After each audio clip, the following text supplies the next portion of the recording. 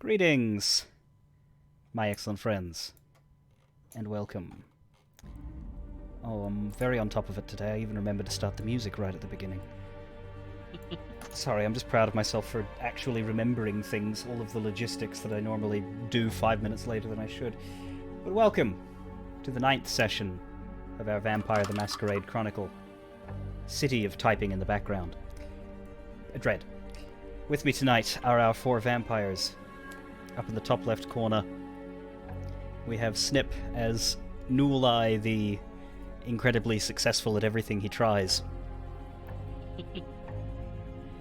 Top right corner, we have hypothetical Velociraptor as Flynn, the still not letting her live down that murder she did in the first session.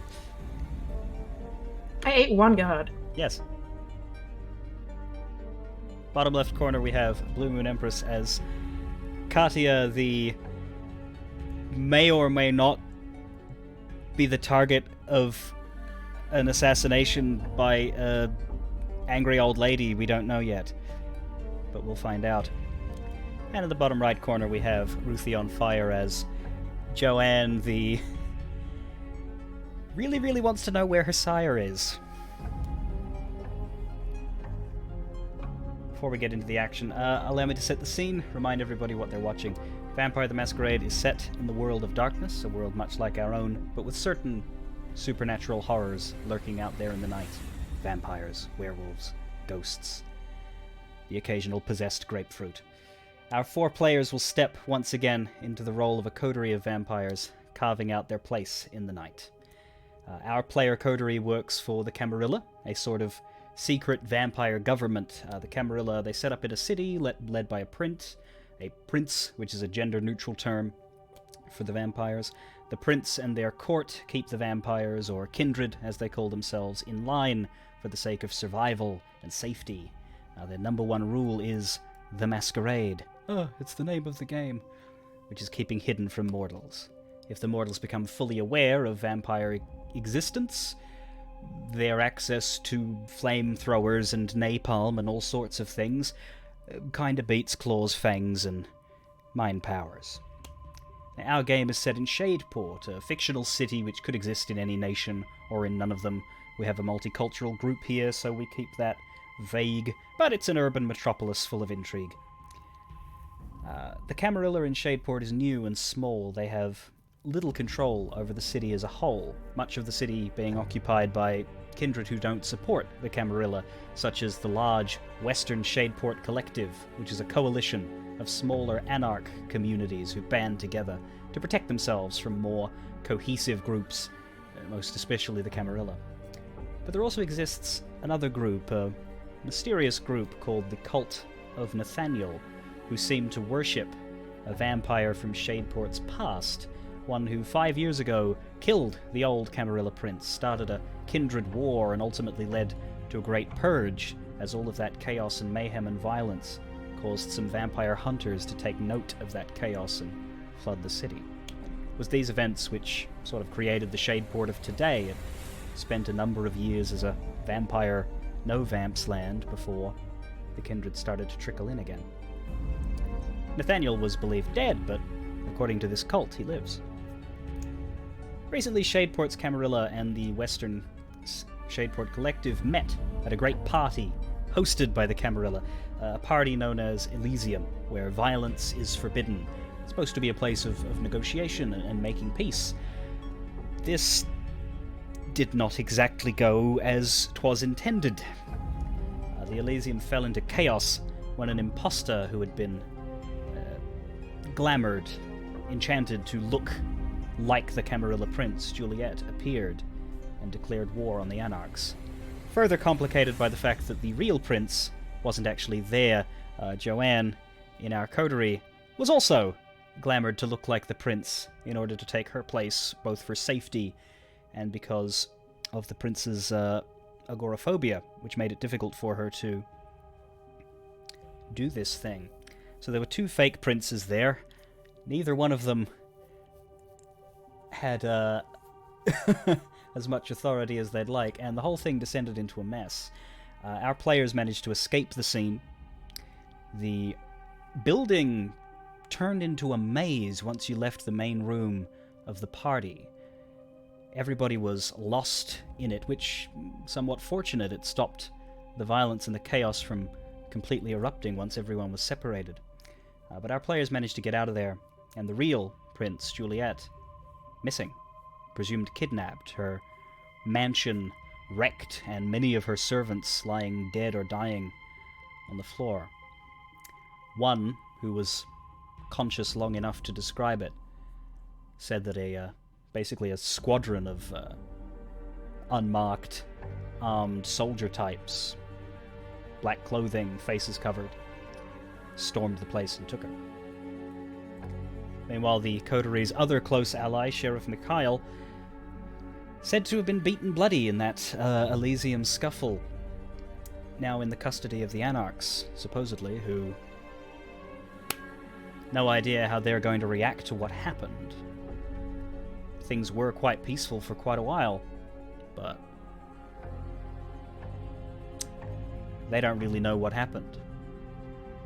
As far as a lot of people there are concerned, the other fake Juliet, the one who declared war, that glamour was never dispelled. That prince would probably seem legit to a lot of them. What happened to her? Unknown. There's also the Seneschal, another high-ranking member of the Camarilla who was with that fake prince, who is in custody of our coterie thanks to Flynn taking a wooden stake and jamming it through his middle and then carrying him out. So we've got one. And lastly, Sheriff, Prince, Seneschal, there's the Herald, Gwendolyn, who came out of that whole business untouched. Given that the imposter prince hasn't been seen since the Elysium, and the real prince has evidently been taken. Sheriff missing too, Seneschal suspected of treason and currently incapacitated. She has made a move to declare herself the acting prince, which we'll see how that evolves. Falls to our coterie now to sift through all of this rubble, both the physical rubble of the wrecked places, such as the mansion and perhaps the museum, haven't checked to see what it looks like now, but also the socio-political rubble, and find answers to just what the hell went down and why. So we finished last session deciding that the sun would be rising soon after this mess, and that the best thing to do would be to return to your HQ and get some rest and tackle the new night. But we do need to answer a question before we put you guys to sleep, so to speak. What do you do with Jacob? I have a plan. Ooh. Flynn would very much like to put him in a box.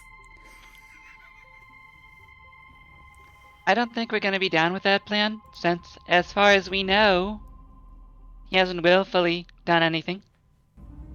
We're more likely to get answers from talking to him than killing him. Oh no, I wasn't going to kill him. I was just going to put him in a box.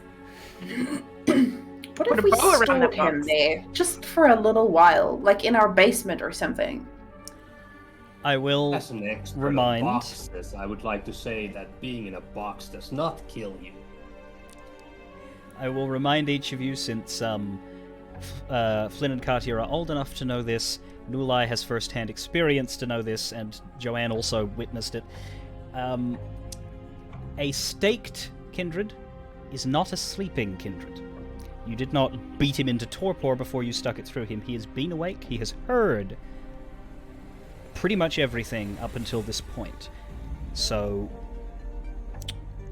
yeah, he would eventually, if he is left alone for like a few enough days, it's a matter of rolling his hunger, so to speak. Eventually, he will fall into a hunger torpor, unable to do anything about it because the stake, a vampire is helpless with a stake in them. But he is awake. Are you in the room with him as you have this discussion, knowing that he is awake? Yes, okay. I am. I would say that I want to put him in a box quite happily. Okay. Go on, continue. Unstake him. He doesn't give us any answers as long as he's in a box. Oh, that's also true. But are we somewhere secure where we are happy with, like, letting him out?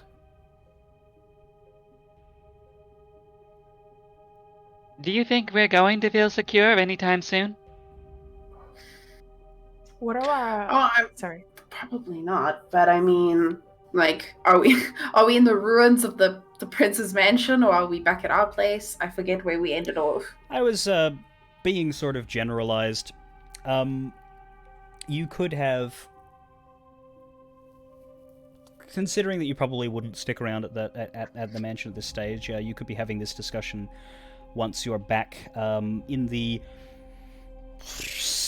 supposed safety of your secured headquarters, where you could unstake Jacob and speak to him, or you could leave him for now. You would have a little bit of time before the sun came up.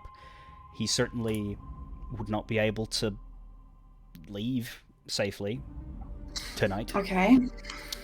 That would be acceptable. I would be amenable to that. Could wait or could try now. It's really up to the group. He's not going anywhere. We have dark shadows on the window. We could give it a go. And it's not like we can do anything else right now, I guess. He's not gonna be happy one way or the other. Let's maybe deal with that when we wake up too. So we're feeling a little better and fresher and ready to go. I agree. That is a smart move. So, leaving him. Do you?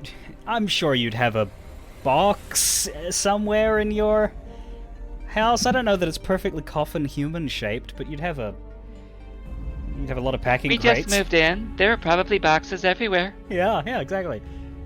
You've been there for a while. A couple of weeks have passed on and off between sessions. They're still doing some work on some days. I assume that now that you have a hostage, you would tell them not to come to work tomorrow to keep furnishing and setting up the bottom floor for when it turns into like an artist's place.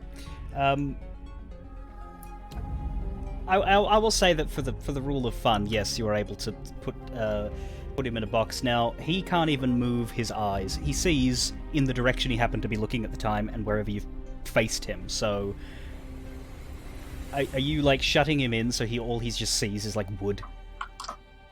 He just has. We could put him on the couch for all I care. I'm asking the box mastermind here. Yeah, Flynn is putting him in face down. Flynn is pissed off that Mikhail was taken. Okay. I'm backing Flynn on this one.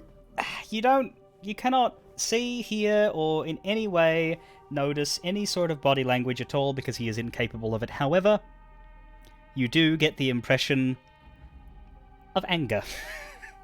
It could be just in your head, but you also reckon it's, even if there's no sign, perhaps you're just being logical.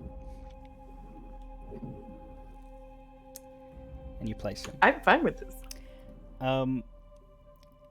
Now, if anyone does anything in this early hours of the morning, again, you can't really leave safely because the sun will come up. Otherwise, the only thing that happens out of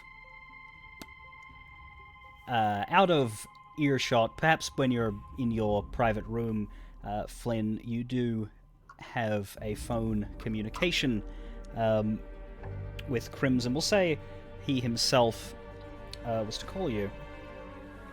But we already know what the discussion was there. It was a very short one. And we don't necessarily need to talk about it other than note that it happened. Mm-hmm.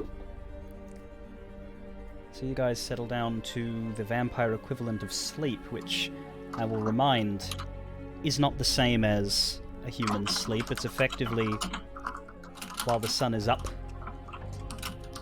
your bodies stop. You return to being the corpses that you really are when whatever foul magic animates you flees in the light of day. And you can, with great exertion, wake yourself up. But thankfully you don't need to.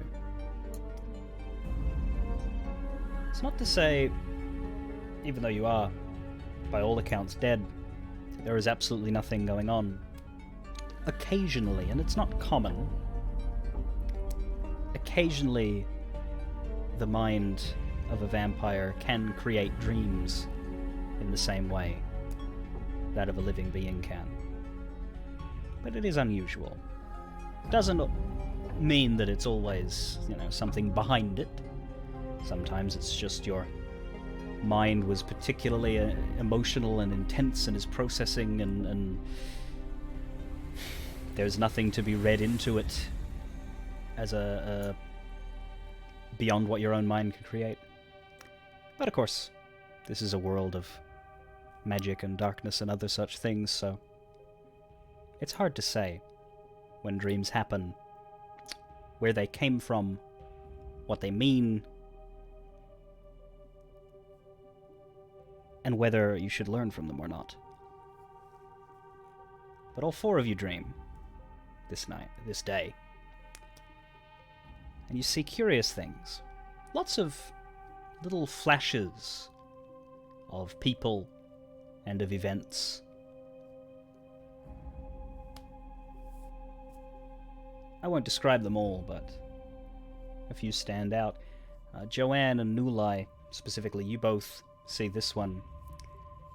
You see Juliet, and you know it's the real Juliet, in kind of a black void, no background, no scenery. But you see her looking towards where you are, reaching a hand out. She seems to be being pulled away into that darkness, and she calls for help as she vanishes. Fairly simple, doesn't take a genius to figure out what you're thinking about there. Flynn and Katia, you don't see Juliet, but you see a similar flash, one of Mikhail. In darkness again, nothing else, it's just him. And he's bleeding several places. He's bouncing back and forth. He's in a fight. He reels backwards from invisible strikes and slashes and blows that you can't see. He's growling, though. He's giving as good as he gets. He lunges back. You can feel that he takes these great leaps around. It's like you're seeing part of the fight, but only his part. You don't see the setting, you don't see the opponent. You got a pretty good guess who it was, though. But he wears. He falls down, grows still. And you can see the light in his eyes fade. And if you weren't what you were and you did not know what he was, it would look like he died there. But you know that that's more likely to be vampiric torpor, which very much visually just looks like human death. But a kindred's death usually involves the turning into dust if they're old enough. All four of you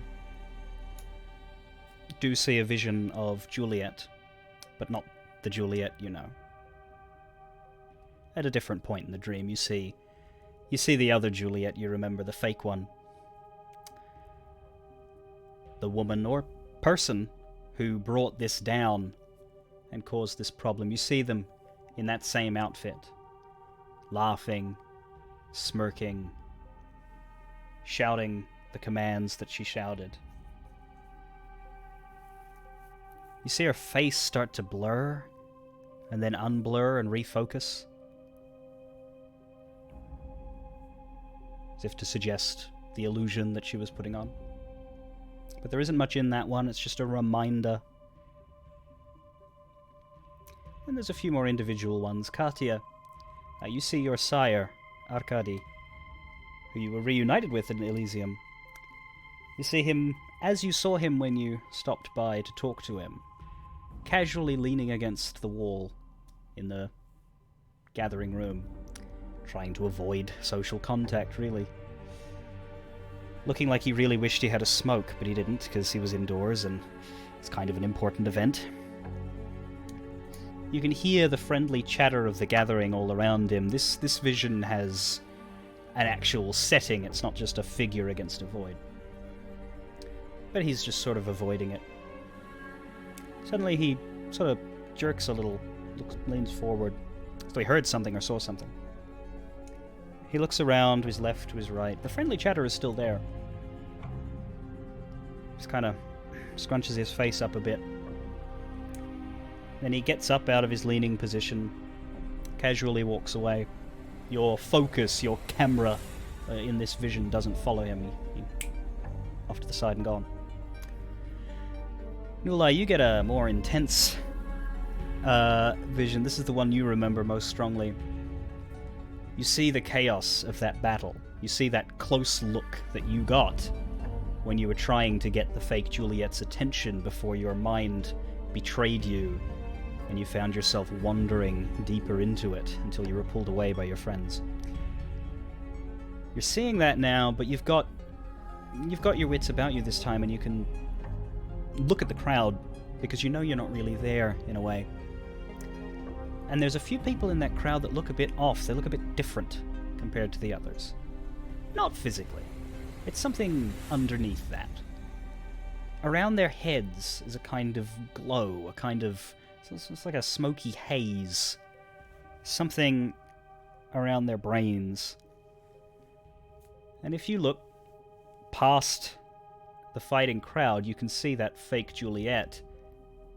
And her head also has that effect. Next to her, Jacob, it's not there.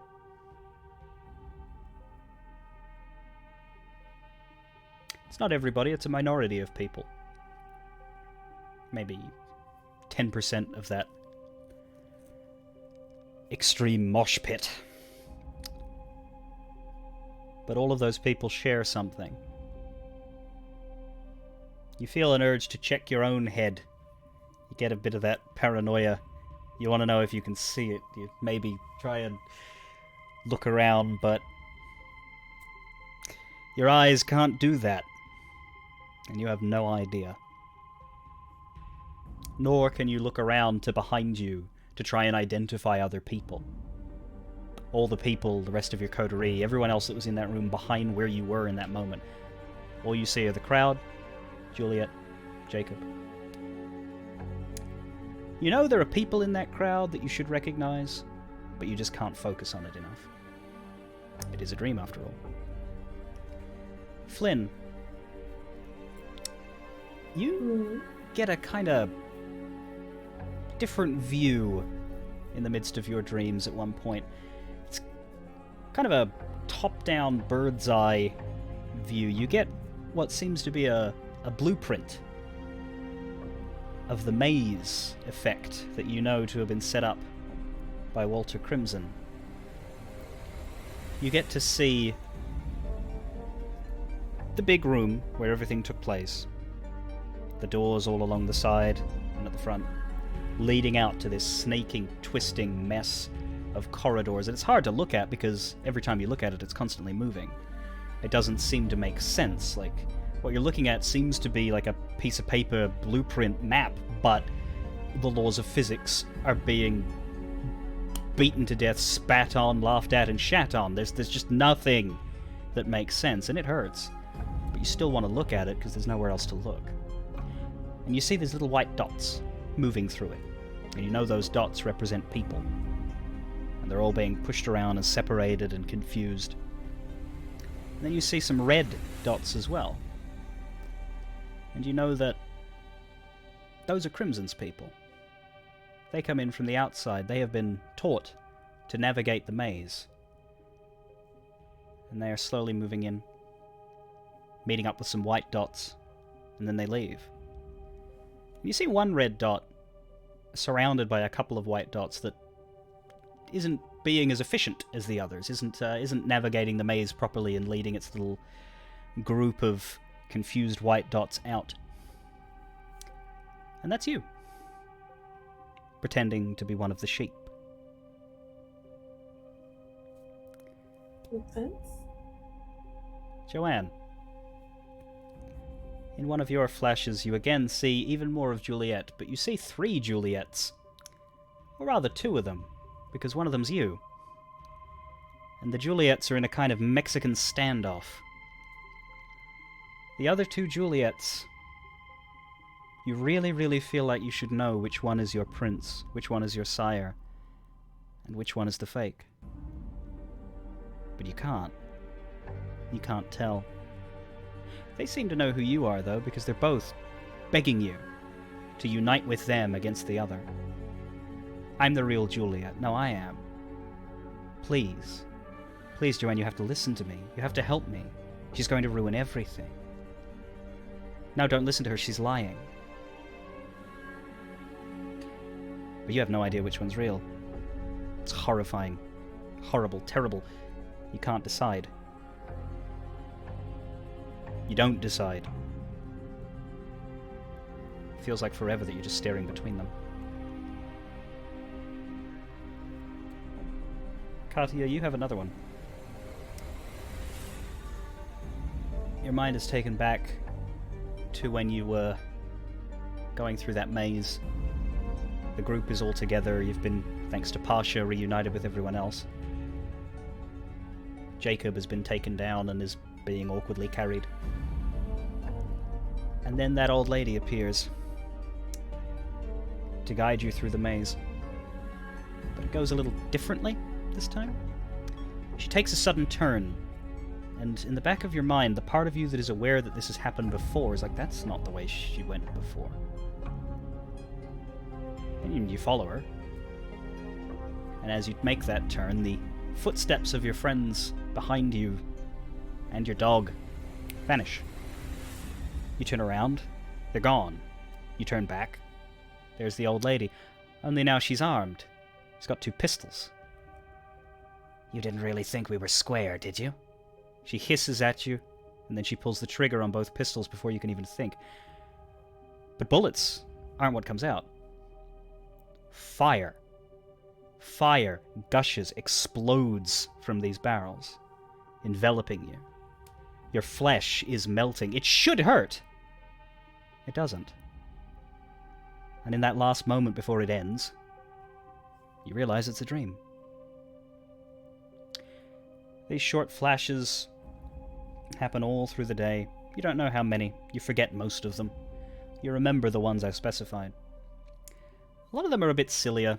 You might have seen one of Maximilian droning on in one of his awful stories, only you were supplanted into his group of onlookers, and you were forced to say how interesting he was and how amazing, and the words were coming out your mouth, and you were disgusted with yourself, but nothing could be done. Maybe you saw Gwendolyn as she announced the new Primogen as she went through the list, as she did last night. And maybe she names you, and you're put on the spot and embarrassed. What? My clan isn't even represented, or in the case of the Malkavians, but the prince is of my what? Why would I be? In the case of Joanne, it's very confusing, because you are pretending to be the prince. So maybe that happened to you, maybe it didn't. It's not a completely horrendous experience, though. The flashes are certainly largely negative, but as you go through all of this, as you get closer to waking up, into being able to act again, because that's one thing. Throughout none of these could you really at any point feel like you had any power. Everything that you did, you simply did. That's why I didn't ask you anything. You were spectators in these dreams. And that annoys you. You feel a kind of resolve building in you to fight against that powerless feeling. Each of you feel a determination to take back the control, physically and sociopolitically, that last night took from you. And when your eyes flick open, right as the sun goes down, because a vampire never sleeps in, simply doesn't work that way. You will wake up at the same instant, every vampire in the city. You feel a new strength coursing through you,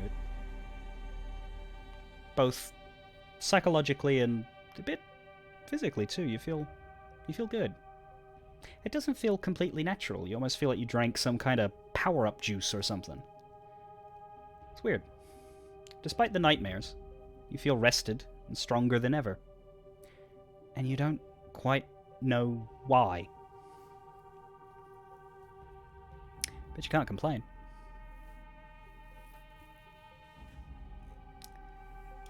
So, we need to do rouse checks for the new day to see who gets hungrier. Nulai, true to form, is hungrier. There is no hunger refresh, so whatever you were on before is what you start with. So Nulai, what are you at? I was at 1, so I raised to 2. Okay, that's not too bad. Katia and Flynn have avoided getting any hungrier. How about Joanne?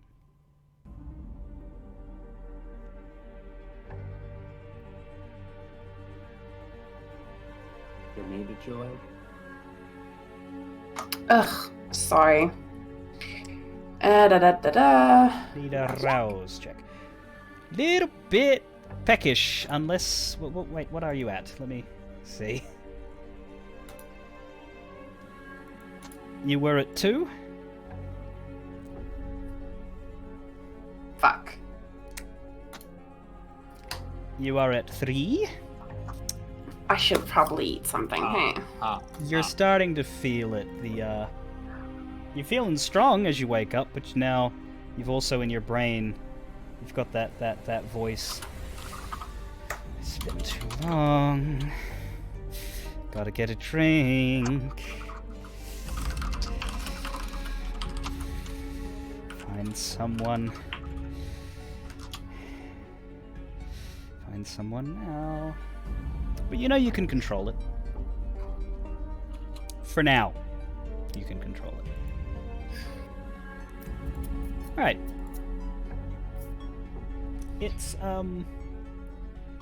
fairly not long after you wake up. Again, this is the sort of thing that can happen quite often in kindred society, because everybody knows when everybody wakes up.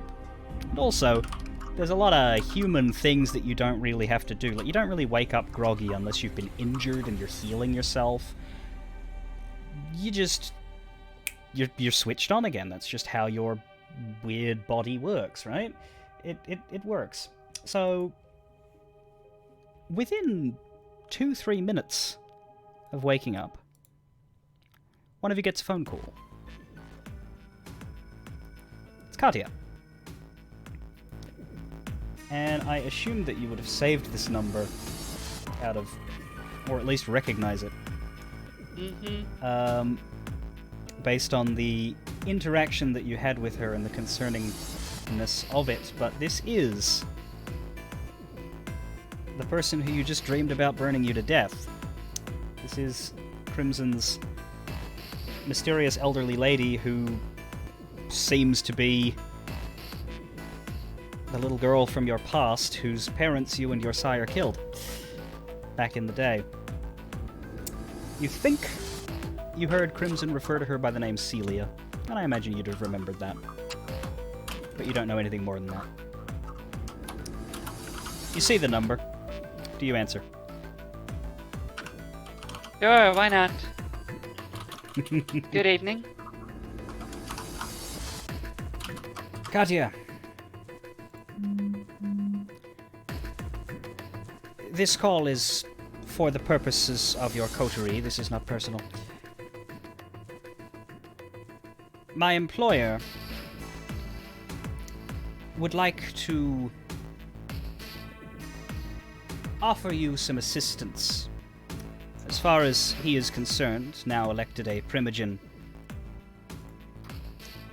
in the sheriff's absence, the four of you are the law enforcement of the court. Therefore, he believes that he should cooperate with, no doubt, the many investigations you now are beginning, considering what happened last night. My employer does not hide the fact that he is responsible for the maze effect that prevented the museum from turning into a slaughter.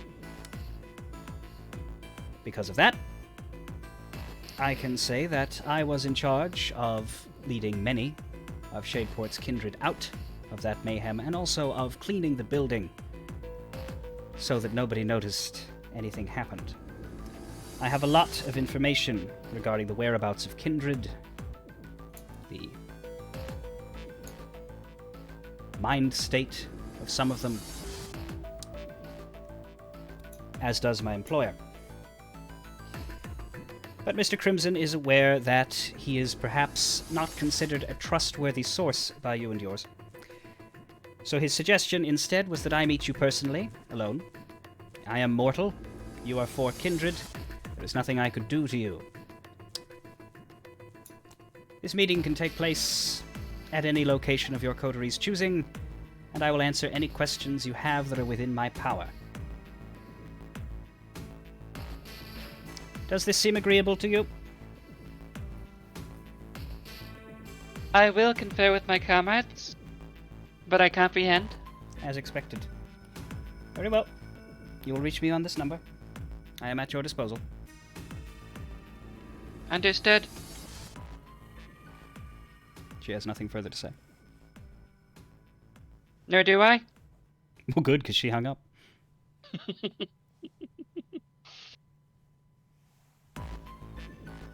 But she has information. Right, everyone else is awake. You have a staked seneschal in your storage cabinet, I assume, and you have an offer from Celia. You have a missing prince and a mansion that could be combed over again. You have many people who you would like to check in with, so the four of you confer and decide where you're going, because I don't care. I have like 12 different things you could be doing right now, and I'm ready for most of them. So please go ahead and pick one that I haven't thought about. Oh my god, it's circus. Fuck off! So,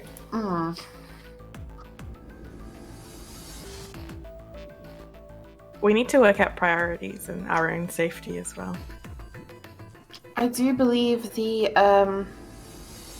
one thing we discussed was looking for Mikhail, getting him like ASAP, bolstering numbers.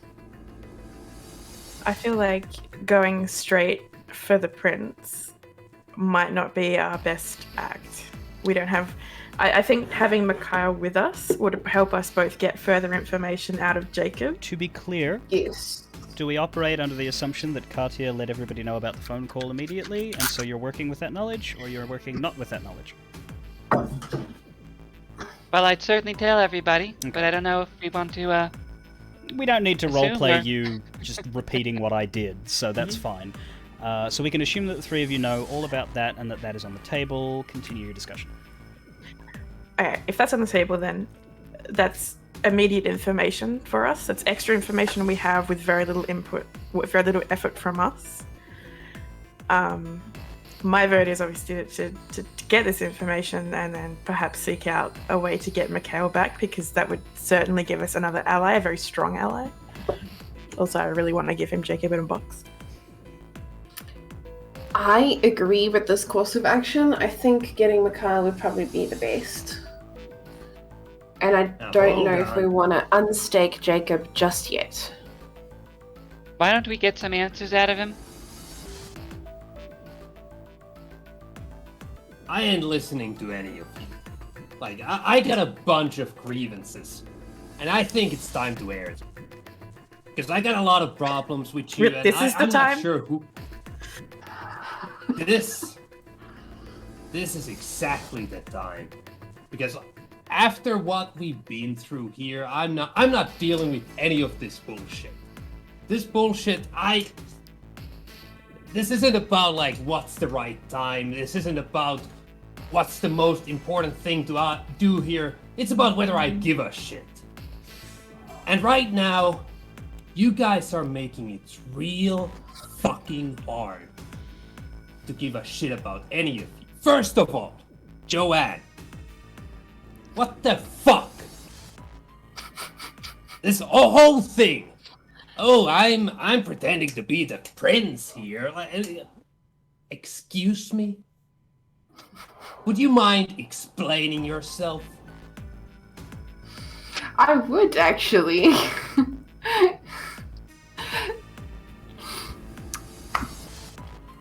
I would just like to point out that this is a good time to calm down, dance floor boy. Just chill. You really want me to work with you? That's not the right approach to take right now.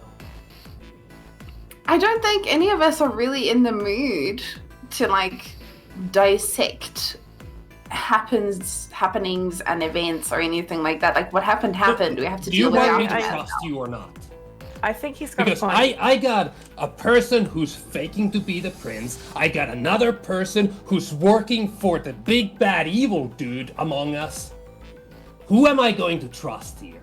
Because if you want me to walk out that door right now, I can do that. The big bad evil dude?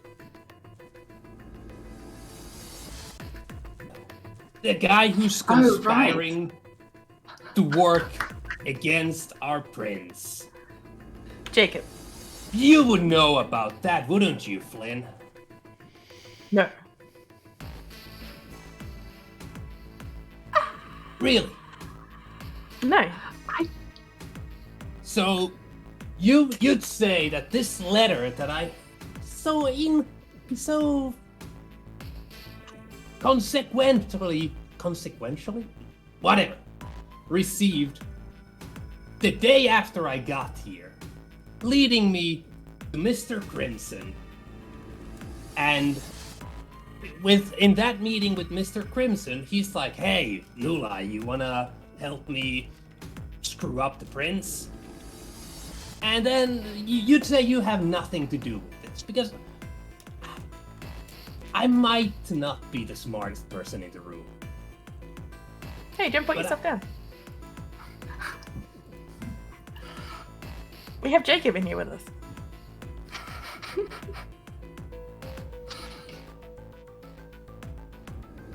Dude, I'm Kindred. I'm not a fucking post owl. How you get your mail is absolutely no business of mine. So would you like to say that you have nothing to do with this letter? Can I read the letter before I answer so I know what I'm, confirming or denying? Sure. Take it. Alright, I'll take it and read it. It is the letter from very early on. I don't remember the exact wording, but it has a phone number and talks about information and an offer. It's very vague. It's mostly just call this number for stuff to happen, and you have seen it before. And you called the number?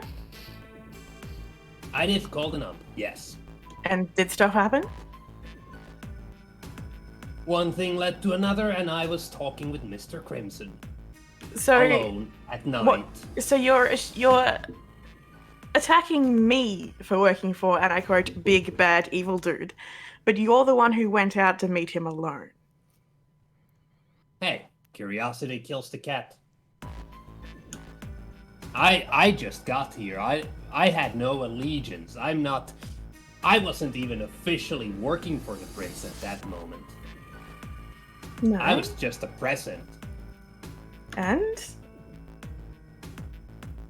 And again, not a fucking post owl. I'll flick the letter back to him. That'll be a dex check. Do you attempt to catch it? No. Okay, no dex check. Bloop. It's on the ground. I'll just say, look, I am supporting you in this. I feel like we need to solidify allies, including ourselves. We all have to be working on the same page, and anger and accusations is not helping. Understanding will. You're right, you are new to this. We are all new to this in some way. Either to this city, to being in this coterie, or in the case of yourself and Joanne, of being kindred. Questions are obviously natural, but accusations are not helping us, not helping you, not helping us, not helping anything right now. We're all confused. So, one of the things that will definitely go a long way to helping us figure this out and restoring bonds of trust is if we go and fetch Mikhail, who is a loyal servant to the prince. So, if we are loyal to the prince, then that should be our priority instead of fighting and being full of shit about things. As for trusting, I am straight up gonna say, like, not everyone had earned the level of trust to be clued in on such a tricky, dangerous thing as we did for the sake and safety of our prince. Yes, it backfired. There's a lot to unpack there. But Mikhail should be priority. So, that's it? After all the trust I tried to show you, that's how you're going to slam me down? It's not about you specifically, it's about everyone. To my knowledge, myself, Mikhail, and the prince were the only ones who knew about this, and it should have stayed that way. Nile, I didn't know about this either. I assume Katya didn't either. It's not about you. It's, if the prince doesn't tell you something, the prince doesn't tell you something. And the more people who know about something like that, now just imagine to yourself, we're meeting with people that powerful vampires that we have no real understanding of how far their strength goes, right? So the more people who know about it, the weaker the plan, because you're adding more links to a chain and you don't know who's going to be in what situation that could break it. And Nule, have you done something to earn this trust of the prince? Is that why you expected? I thought I had I thought I had earned the trust of Joanne. You have. Which is why I had that conversation with you at the Elysium with the prince. If I didn't trust you, I would have walked away from that.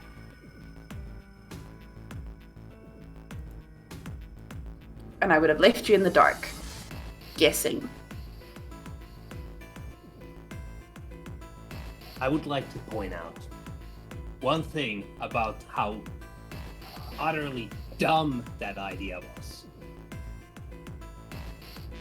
You said it yourself. Powerful vampires. You don't know what kind of powers they have. Let's try and deceive them in this. Even I heard about how Elysium is a no magic zone or whatever you want to call it. Let's just try to deceive these vampires. Good idea. Excellent idea. Had it not been sabotaged by someone from the outside with knowledge, inside knowledge, it would have worked. It would have worked very well. Except that Mr. Crimson here was talking. Mr. Crimson here. I don't know why I'm doing this. He's not here. Mr. Crimson here was talking with Flynn, telling her all about how... He was taunting me. That we didn't know. That's when I approached the prince. Well, so why would he be taunting you? Because he taunts all of us. It's who he is from what we've seen.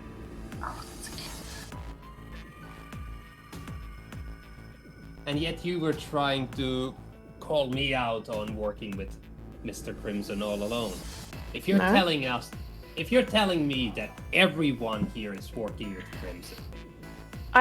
You're the one who's throwing accusations around. We're just trying to work out why this is the moment you've chosen to destabilize what is essentially chaos already. Okay. Ask a question, you get an answer. We need to, consolidate our power base, which right now is just us. This is all we have, and we are all relatively young vampires. All right, I'll ask a question. What's your deal with Mr. Crimson? I don't have one. So he's just randomly coming at you, taunting you for no apparent reason? Yeah, sure. He spoke to me once during a party. Oh, no, that's wrong. Twice. I also threw a drink in his face.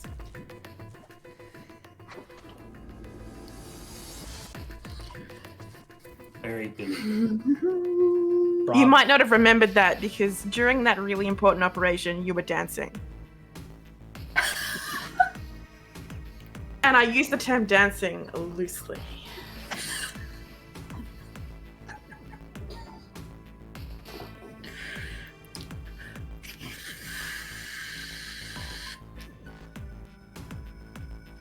All right.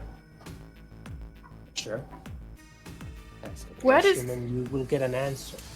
Look, what do you want out of this?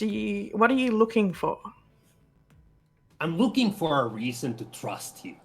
I'm looking for a reason that I can walk into these whatever police business we have and be able to trust in my partners. Because Okay. right now I'm feeling like going solo. Have We've I given always you backed reason you not up. to?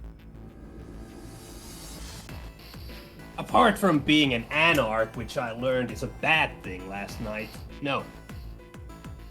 Well, I'm an anarch too. It's just a faction. It's not a bad thing. It's just who we are. So We can't why are a choose. bunch of anarchs working with a Camarilla prince? Because it proved more stability. Because she is worth working with.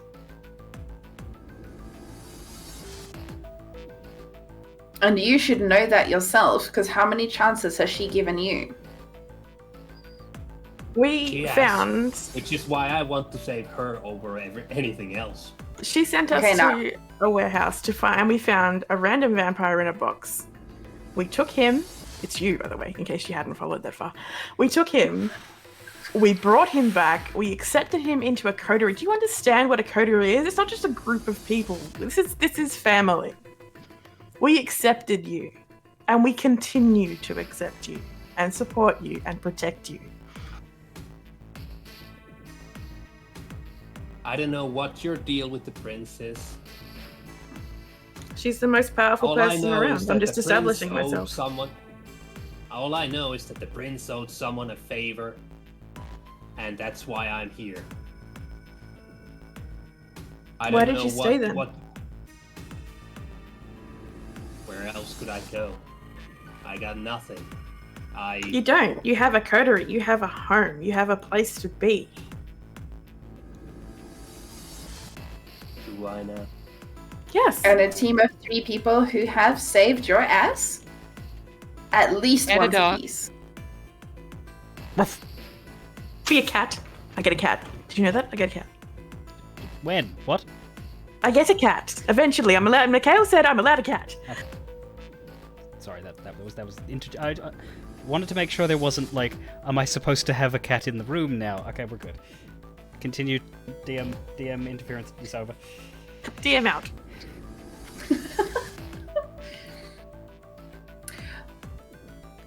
Nila, let me put it to you this way.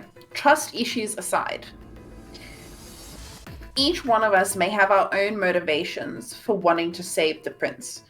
Your motivation is she's done things for you that nobody else would have in the city. She's given you chances and grace. You want to do that. I want to do that. She is, after all, my sire.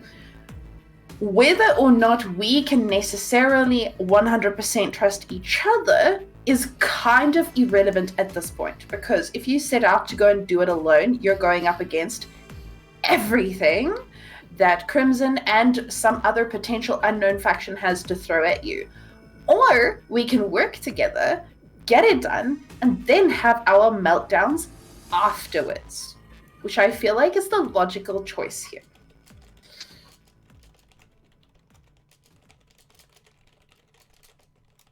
You're free to follow me into the mansion if you want. So you're gonna go it alone? You're not You're going to free help to us get follow me. Mikhail back. I It is one give of many items shit about on our Mikhail, agenda. and New he life. does not give a shit about me. Why would he give a shit about you? You're like a weak old, you're a baby vampire.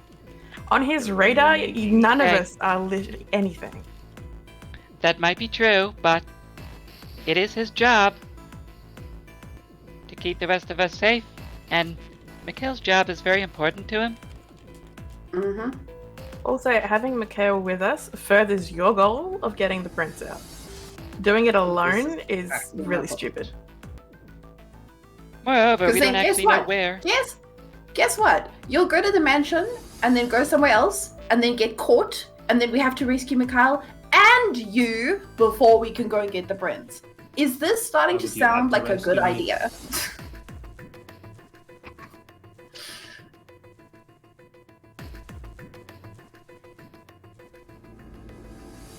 pool resources, and the more we work together, the more we prove that we're trustworthy.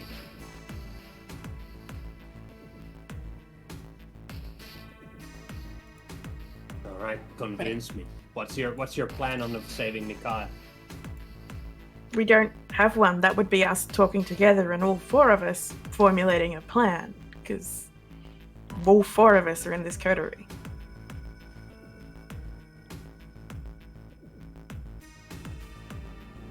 I personally think we should go with honesty. It worked last time with them. If we approach them in a non-threatening way, lay out on the table what we have. They didn't kill him. They, beat him to torpor and they took him. I feel like that's a... What else can we really do? And then if things go well there, it may be that we have even more allies on our side. Yeah, we have no position of power. All we have is honesty. Yeah. That's big coming from you. What is your problem? I think I made it fairly obvious at this point. And I'd made it fairly obvious too that I'm not a fucking post owl.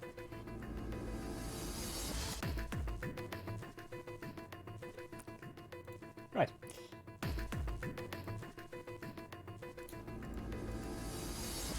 You can go get Mikhail. Yeah, I'm not coming. May we suggest, if you have an interest in searching the mansion, we can search the mansion. Obviously, some of us have an interest in pursuing Mikhail. We can pursue that afterwards. The night is still young.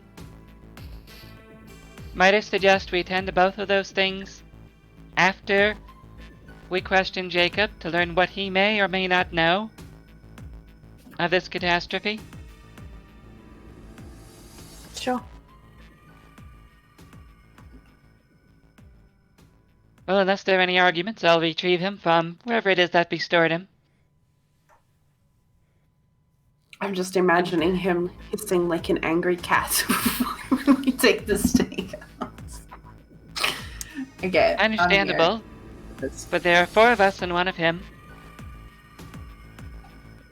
So Jacob first. Alright. Yep. No lie, sticking around for that. Not making any... No sudden disappearances, no? No sudden moves? Okay, well... The red dot on your hit. No. Jacob is not difficult to retrieve. I mean, he's heavy in the sense that an entire person who is frozen is always going to be heavy, but I'm not going to make you roll to not drop him because that would drag. Also, I wouldn't mind dropping him, so... I just picture, like this bored, stiff person, like, held over the shoulder, like a baseball player at rest got their bat. Well, he's got his arm out because he had a gun in it, which I assume you removed from his hand. It would be very silly to unstake him with it. Maybe I shouldn't have said anything. No, you would have done the thing. Let's definitely disarm the person that we stabbed in the heart. And restrain. Seems like a good idea. Just a little. Okay. You probably did that last night, let's be fair. It would have been done, like, the second you put it. You wouldn't have carried him out of the maze with a gun. Anyway, it would have been annoying to pry his fingers because it's staked, but it would have been doable. He's probably got a sore hand now. He's probably got to saw lots of things, and especially a sore chest. Katia, okay, yeah. How do you perform this unstaking? Where do you put him? How do you set yourselves? What's the operating procedure for this? Well, I presume we have something like a communal living room, or maybe just break room, since this is something like an office. Yes, there's a few and rooms on the I first would floor. presume we have all exits covered in case he makes a break for it. You can go into a smaller break room that only has one doorway in and out, and then you can all be standing near it.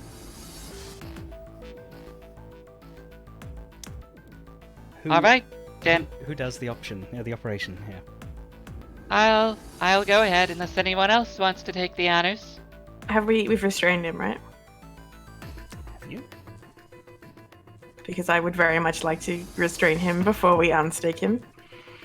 I don't regard him as an enemy prisoner of war, as Flynn appears to. So it isn't going to be my move to restrain him. Flynn will If he stand behind causes him trouble, then. I'm confident we can stop that. You would not be able to sit him down and tie him up, for example, because, yeah, he's frozen in the position that he was in. So you can't, like, grab his hands and put them behind his back without fucking ripping them off. Flynn may consider that, but... Yeah. I really did. I just stopped and thought about it for a second.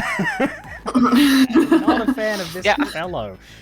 I'm going to stand in between Flynn and Jacob if it comes to that. Okay. I will stand. Actually, I'll stand behind Jacob after you said that you don't regard him as a prisoner of war. I'll stand behind him in case something happens. Not to kill him, but to grab him? Is that your... Yes. Like, you can tell Katia that before... to prevent him hurting our two younger members of the coterie. Is Katia willing to let that happen and not stand between them? If it looks like she's readying herself for security purposes. Okay. And Katia removes the stake. Joanne, do you... Like, how do Joanne and Ulai position themselves? Because you can, like, stand in a guarded position blocking the door. You could be off to the sides, like, away from the whole business if you wanted to be. And Ulai, do you... How energized do you feel to be... Nula is not really into it. No, he's like, he made very minimal effort into even getting anywhere near the room. Okay. Just followed along out of nothing to do. Out of a sort of mental I'm freezing sort of somewhere between Katya and Flynn, like not quite next to Katya, but not behind him either. So like sort of on the side, because I am very much on the side of Flynn. I don't trust Jacob as far as we can throw his staked ass right now. So like, So there are 3 people very ready, and then there's Nulai, who is also in the room. Okay, Katia, you do not need to roll or anything to pull the stake out, but how do you do it? Is it a quick yank, or do you, like... Let's just pull off the band-aid. Alright, just as you do, the standard unstaked vampire noise is immediately heard. I'm just imagining like the Windows boot up sound.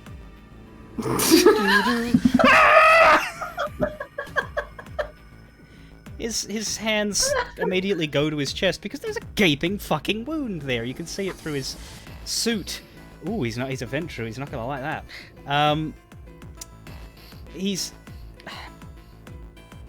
It's a curious mix because no doubt mentally he would have had the time to get ready. He knows where the 3 of you are standing. He knows what was said. He knows everything. But there's still that initial shock, perhaps of the pain receptors reactivating, because he is... It varies from vampire to vampire. The fact that he's reacting this way, Flynn, if anything, amuses you a bit, because it's a bit, pansy. You know, like an experienced vampire would hold back whatever urge is there and immediately be present in the moment, but he's actually quite flustered. You'd be forgiven for thinking he did sleep through it all and has just woken up. He's just sort of looking around at you, teeth bared, but in a fear sort of way. Mm-hmm. And then he kind of wilts. Like, what are you going to do with me? We have several options. You want answers? So do we. He makes a move to... You've got him on 3 sides, and on the 4th side is the table of the break room, and there's a few chairs, and he sort of puts his hand out on one of the chairs to steady himself. He's like, "Can I sit down?" Mm-hmm. He slumps, still holding his open chest.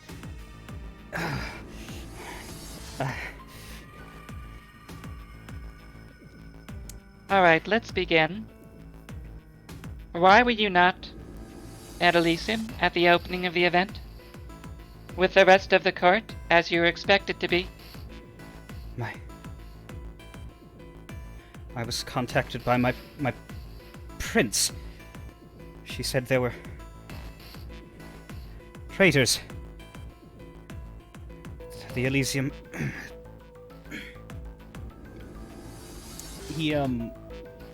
His head turns and he looks as though he's doing that healing thing. You know it well. He's decided that his desire to do what you say is not as big as his desire to deal with the pain, and he has decided he takes a few seconds of silence as you see the chest hole kind of.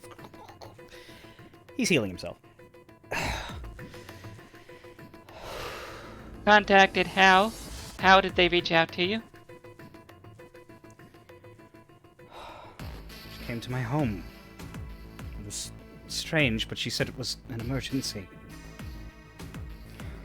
That's not usual for our prince in our experience, wouldn't you agree?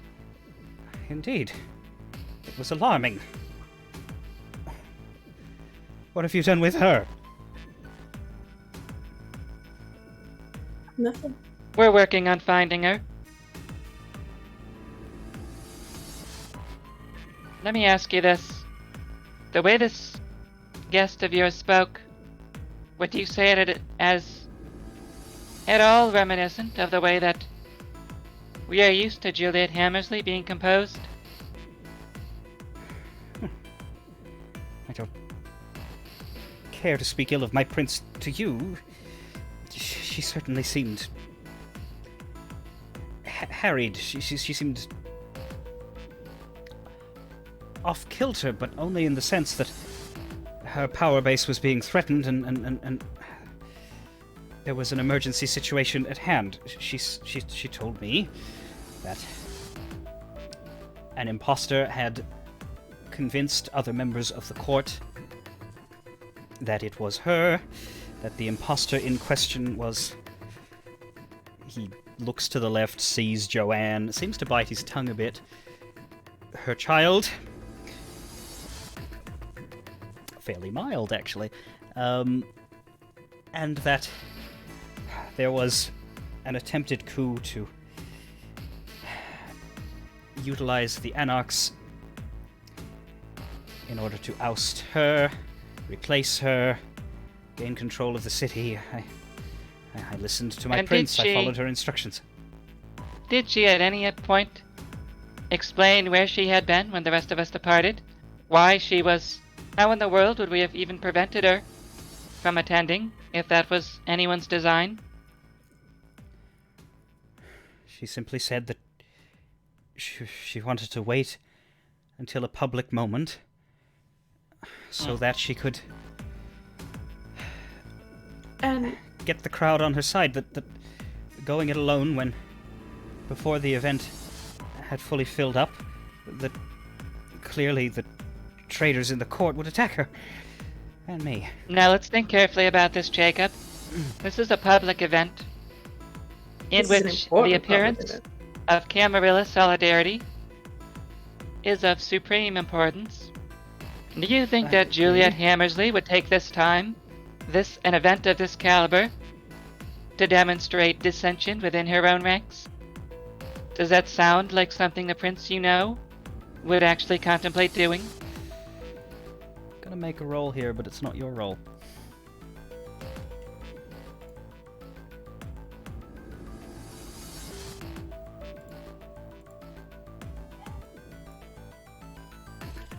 Oops. No, I do not want to no, I do not want to roll 45 dice. That's not the button that I pressed. Although 45. He'd probably pass. There we go.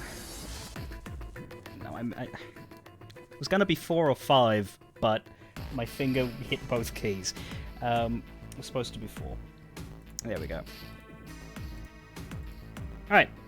He looks at Ying's eyes. I don't...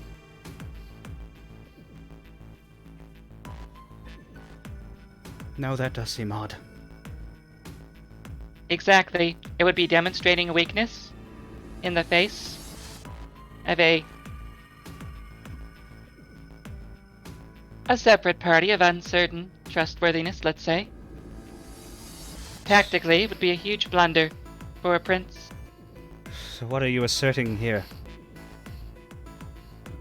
The so-called prince that visited you and accompanied you was the real fraud.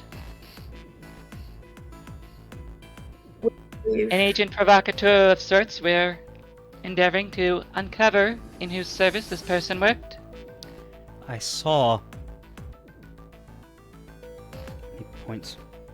And you can tell he's just more afraid than anything else. He...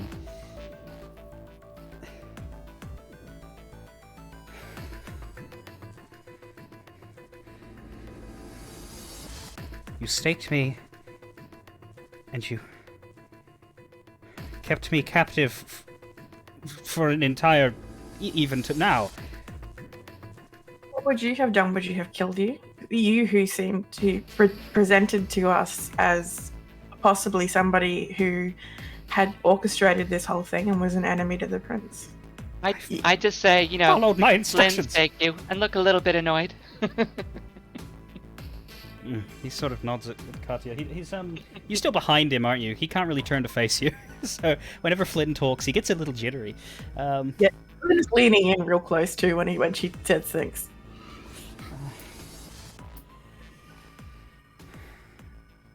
Joanne did what she did, acting as the prince's agent, at the prince's request, for her own safety. This second prince, behind her lies the real criminal. So there were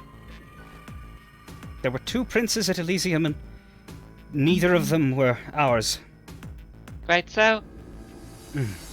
We believed ours to be in safety at home. However, because of the chaos caused at the Elysium, she has been taken. It seems. I apologize for staking you, Jacob.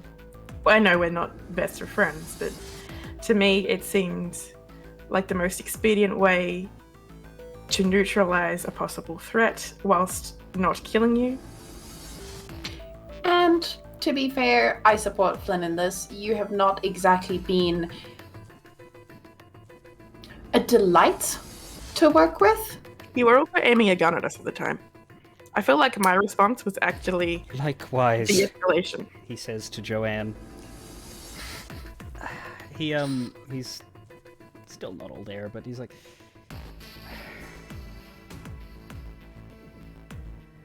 Now, So your assertion is that Juliet Hammersley is in favor of peace with the Anarchs? Yes, correct? at least Absolutely. that was what I was given to believe. That is, in fact, the case. It really seemed like she'd finally seen the light. See, now comments like that, not helping you. Not helping you a lot right now. I'm not saying scorched earth war. I understand there's a silliness there, but... Where the Camarilla, Scorched earth for war? God's sake. Is what I we believe- seek to prevent. Yeah, I believe, We need to It- find her. and I believe it was more of a prevention of what has come before, and it's going to allude to like when everything went to shit with the whole Nathaniel thing. Did you, when you went to the mansion, did you leave staked Jacob, like, I guess in the car, or did you... Would he have seen the mansion at all?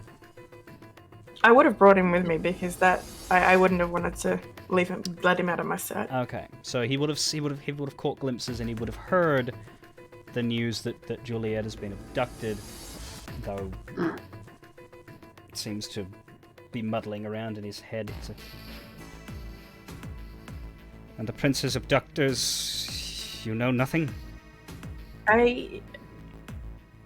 Look, there's no proof behind this theory, but I believe some of the investigations that we were undertaking uncovered the cult of Nathaniel and uncovered that Daisy LaRue had undergone some sort of brainwashing.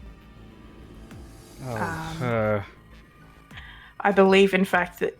Look, I have no proof for this, but my gut feeling is that it was actually Daisy LaRue that was impersonating the prince. It is a reasonable supposition. I concur. The anarchs that were at the Elysium seemed just as shocked as we did. I don't believe they are behind the kidnapping of the prince. They are just simply reacting to the situation, again, as we are. from what I saw, most of them were too busy getting murdered. Yeah, we tried to get out, and Mikhail gave us time to get out and get out as many people as we could to prevent wholesale slaughter. She didn't... And for a penny and for a pound, she didn't tell me she was going to do that. She said she was going to denounce the imposter and then disperse the Elysium, prevent the Alliance, not... I suppose it does make sense from some tactical point of view, but no, they outnumber us too much. Unless the point was chaos. To cause this chaos, to cause the rift, and to kidnap the real prince. There is an argument in favor of eliminating their leadership, but that was sloppy. Half the kindred in that room had no idea how to fight. Everyone simply panicked. You're right, it's not how she would have done it. Damn it! It gets worse. What? Flynn is going to stop being stand over and angry, and she's going to move around and sit at the other side of the table. And she's going to say, "The anarchs took Mikhail." Oh. Oh.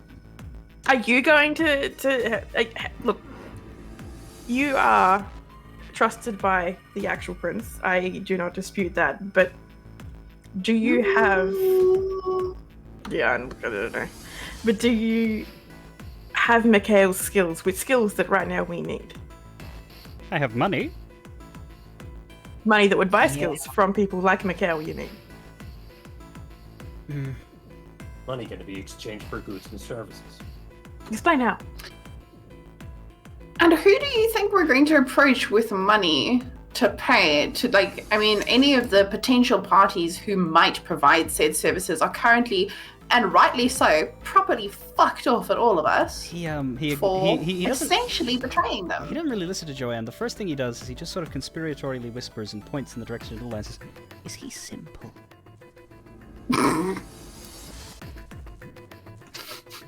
He then listens to you.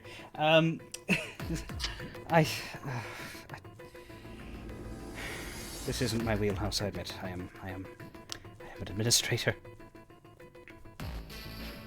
Yeah, you Right. administrated your way right into the deepest shit you could find.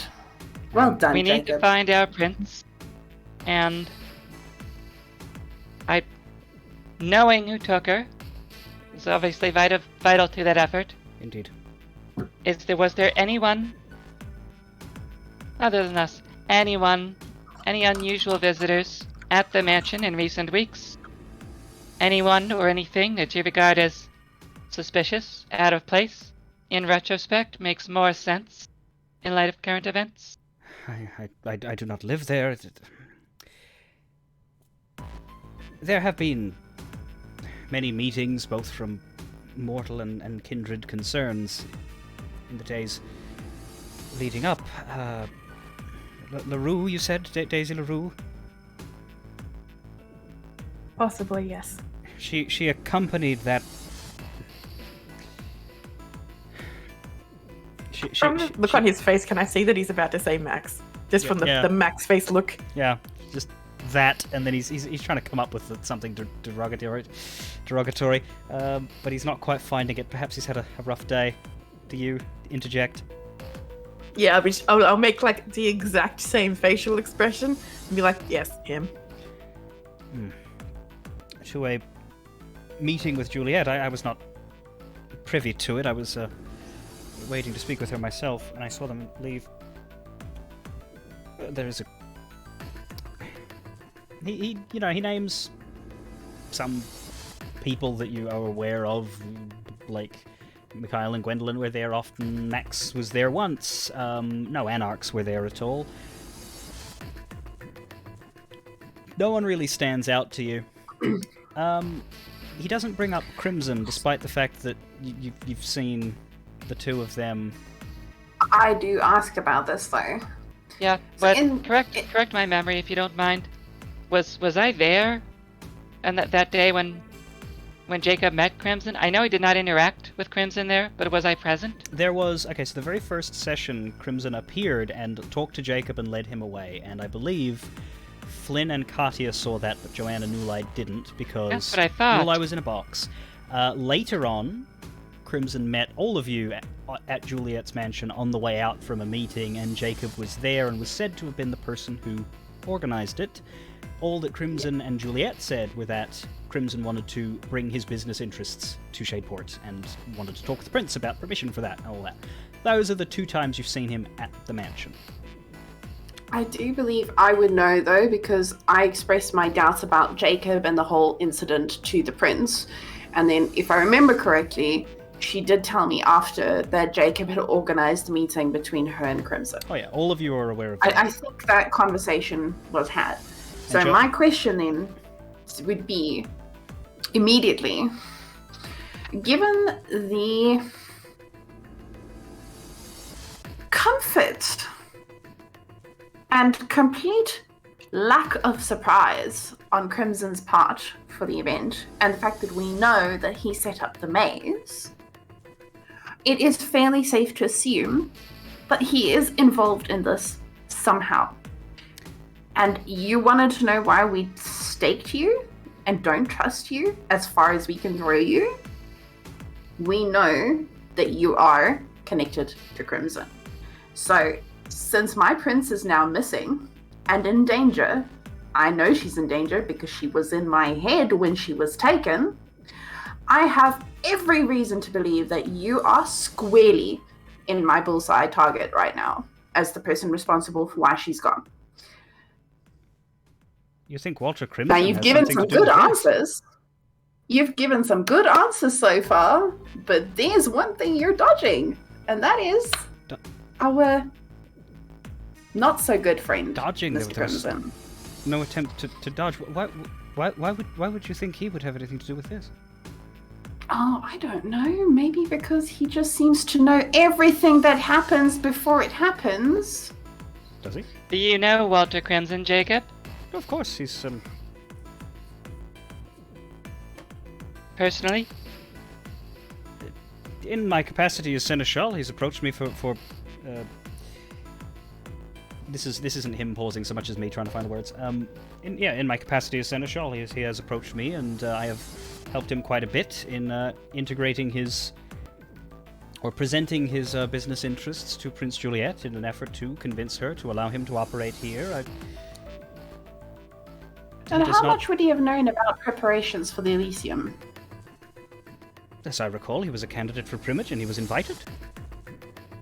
Preparations? And you I do not believe he would have any business with that, no? It's funny. Very funny. He's looking very confused. He didn't expect this. Like, the read that you're getting is he has no idea why you even brought this man up. It didn't occur to him.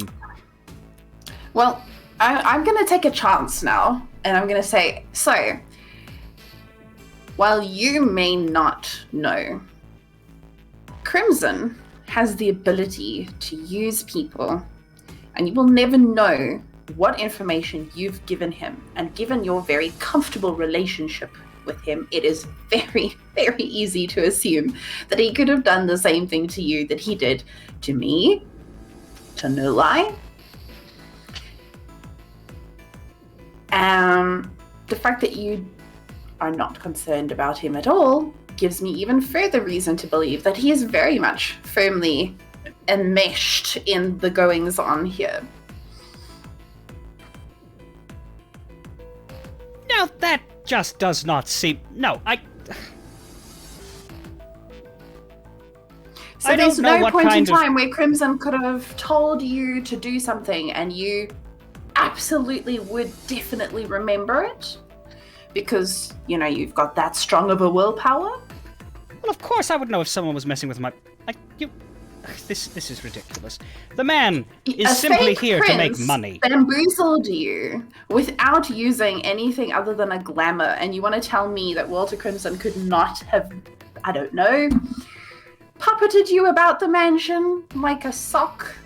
I listen to my prince because I am loyal, and I do not question her, because that is not what is done when you are a member of the Camarilla. However, I think I have the wherewithal to handle a businessman, considering I am the administrative seneschal for this entire court. So yes, I do believe that I have not compromised a single thing with regards to Mr. Crimson, and if you're so scared of a money man, then my word, I don't know if you're ready to tackle this society in the slightest. Oh, I'm not scared of him. I just don't trust him, and I don't trust you either. See, money men always have an agenda. Just because we work So harder far,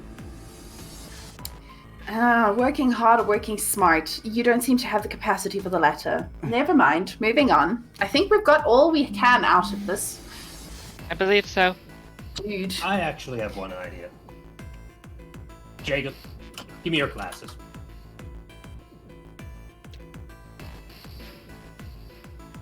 You heard me. If you would be so kind, Jacob.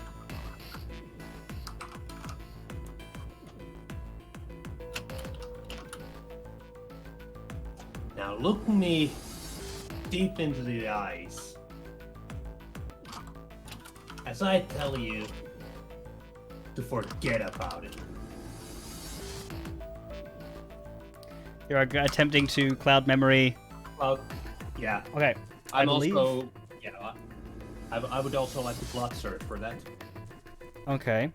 I believe that it is no rouse check. What's the... Let me find it and There's no remind rouse myself. check for that, but rouse check for blood search. Yeah. No rouse check for the power. But okay, it is... Clouding the memory of another vampire requires charisma plus dominate versus his wits and resolve. I am not telling you how much of those he has. Yeah. Good God, you're hungry. How hungry are you now? 3. Okay. Nulai and Joanne might need to get a meal before you guys go out into the night if you wanna keep control of yourselves, but it's up to you. So just +2, nothing else? +2 from the blood surge. Yes. Is that going to be... Where is it?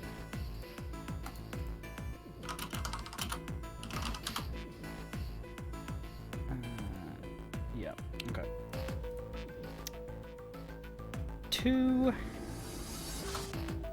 successes. Well, let's roll for him.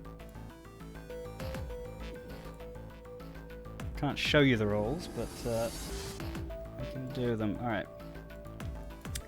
Since you know exactly what's happening, I will read it out to you. It is a 5 dice he has. It's a shorter pool than yours, but you did badly for your 7. Ah, I can re-roll though. Ooh, you can. Okay, I've rolled for him.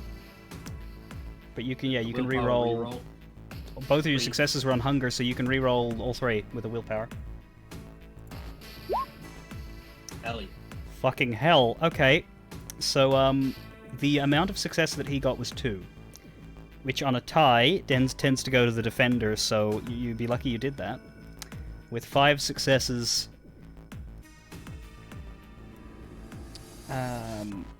Is it just a standard cloud memory? Okay. Your eyes reach him, they sort of light up. And he looks blankly at you for a moment. Are you intending to use that full power, take away 10 minutes? I'm only taking away the part where I took his glasses. Okay, so you're, Like the last 30 seconds or so. okay. I assume you don't have do you have you hidden his glasses, or have you got them in your hand? I'm holding them behind my back. Okay. Like... He's like, He looks away from you after freezing. He just shakes his head. This is ridiculous. So, if you're telling me that there's no way you could have been manipulated... Wait. Where are your glasses? Where did my... What? At this point, I'm like, yes, now. Go, well done. Because I don't know. Where are my glasses? Right here. In the hand Pickpocket! of a manipulator. Pick face.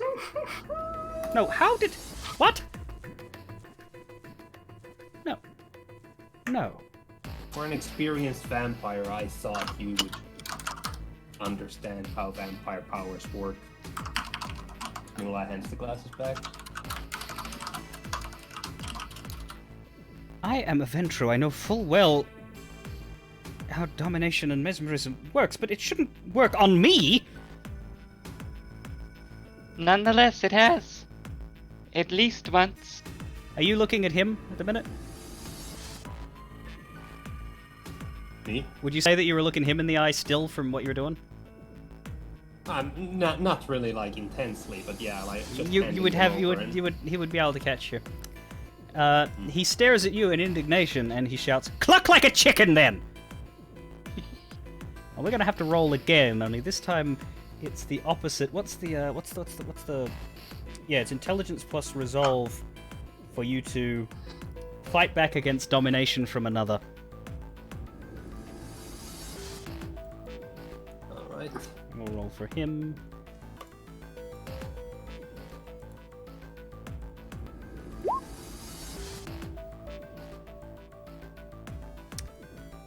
Will you spend a willpower to reroll that one normal, or will you leave it? Okay.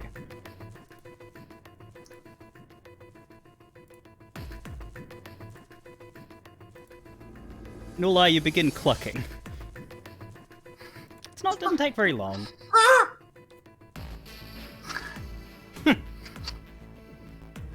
See how you like it? So I step up to Jacob at this point. I go, all this proves is that you are both equally weak-minded. And Walter Crimson would steamroll both of you like a plum pudding on a summer's day.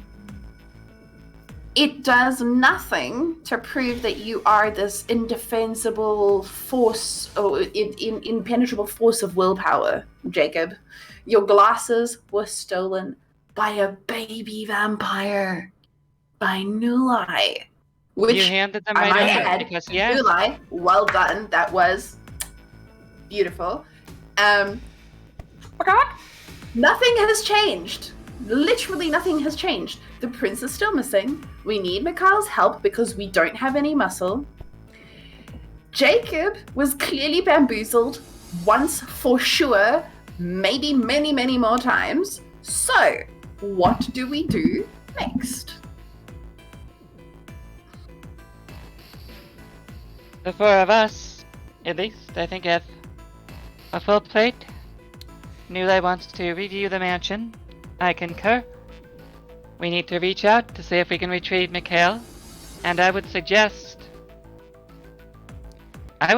we find a way to track down Daisy LaRue if we believe that she was the interloper at the Elysium. If I recall correctly, I heard Gwendolyn making a power play. Is that correct?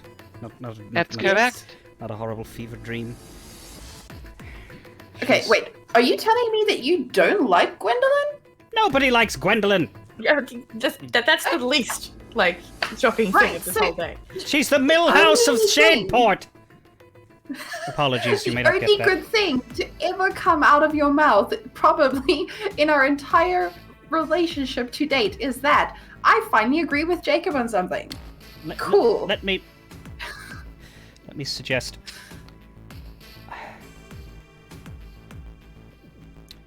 She does not have access to Juliet's or to the Camarilla finances and business. That is me.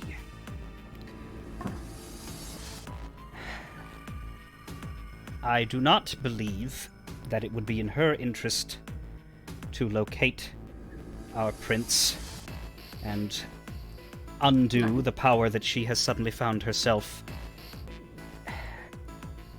possessed of. And as much as yourselves and I and Mikhail and I disagree on an ideological level, I do believe that Juliet's best hope lies with you. So, I will offer you my assistance in the form of access to the court's finances, business, etc. For example, the bodies at the mansion, those can be cleaned. You were right.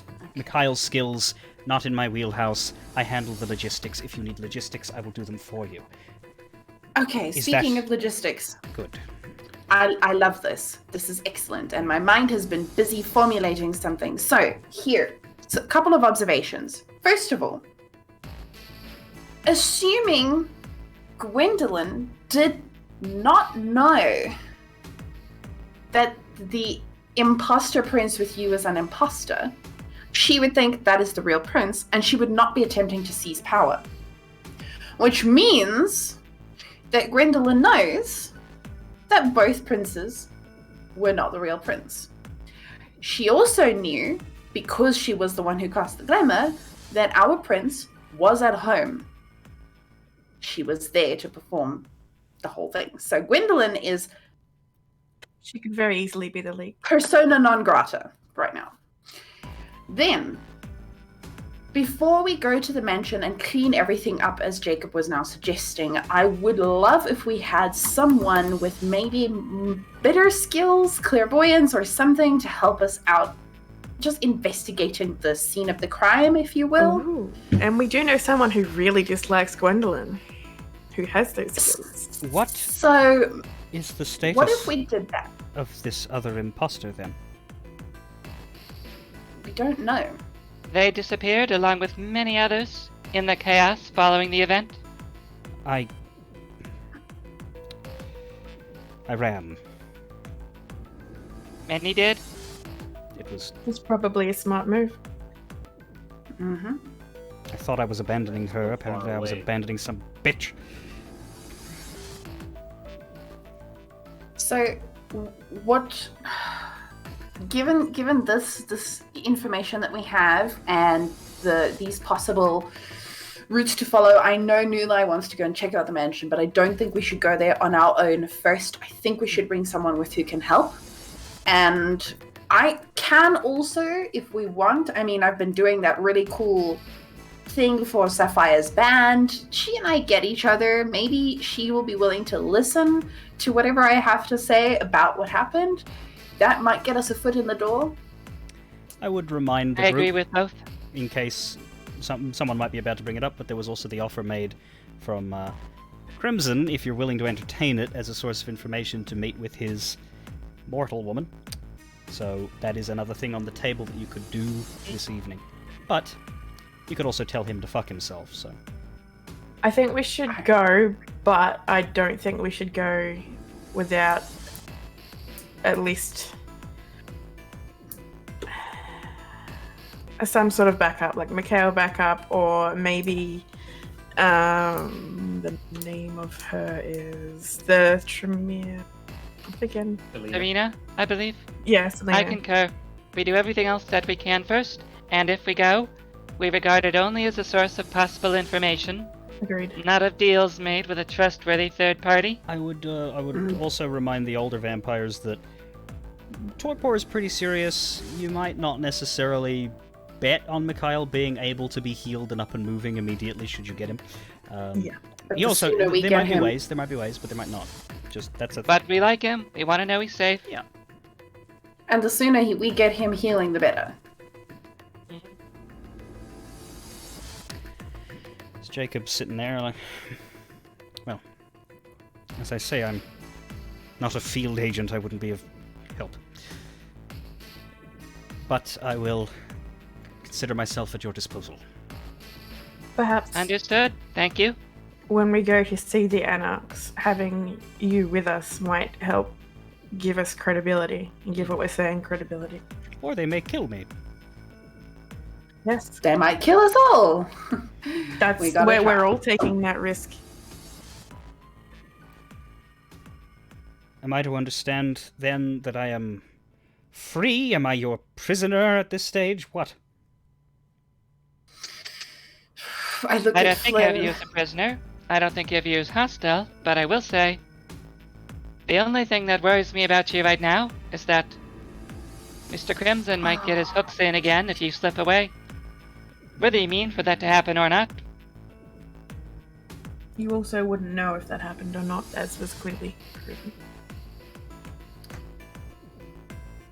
But he was such a nice man. They always are.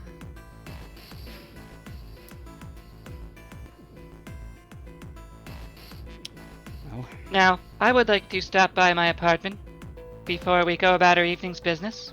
Wherever we go next, I'm doing it armed. so Jacob would say that his ideal would be to go back to his home and promise to stay there, and then from there work on anything that you guys need to ask for him to organize or run or pay for. But he also won't. He'll do what you say because he feels outpowered, you know? Like, if you say stay here in our place and don't move, he probably would. He'd ask for a computer so that he can do his job, but... Do you believe I'd your say- home? Sorry. Yeah, sorry. Flynn would just ask, do you believe your home is better protected than here? Nobody knows where I live except for my prince. And the fake one. And Oh, the damn it. Yeah. Mhm. Perhaps here would be a good place to start. Like, we could use this as a base of operations. It's reasonably well fortified and secure. Very well. Where's my gun?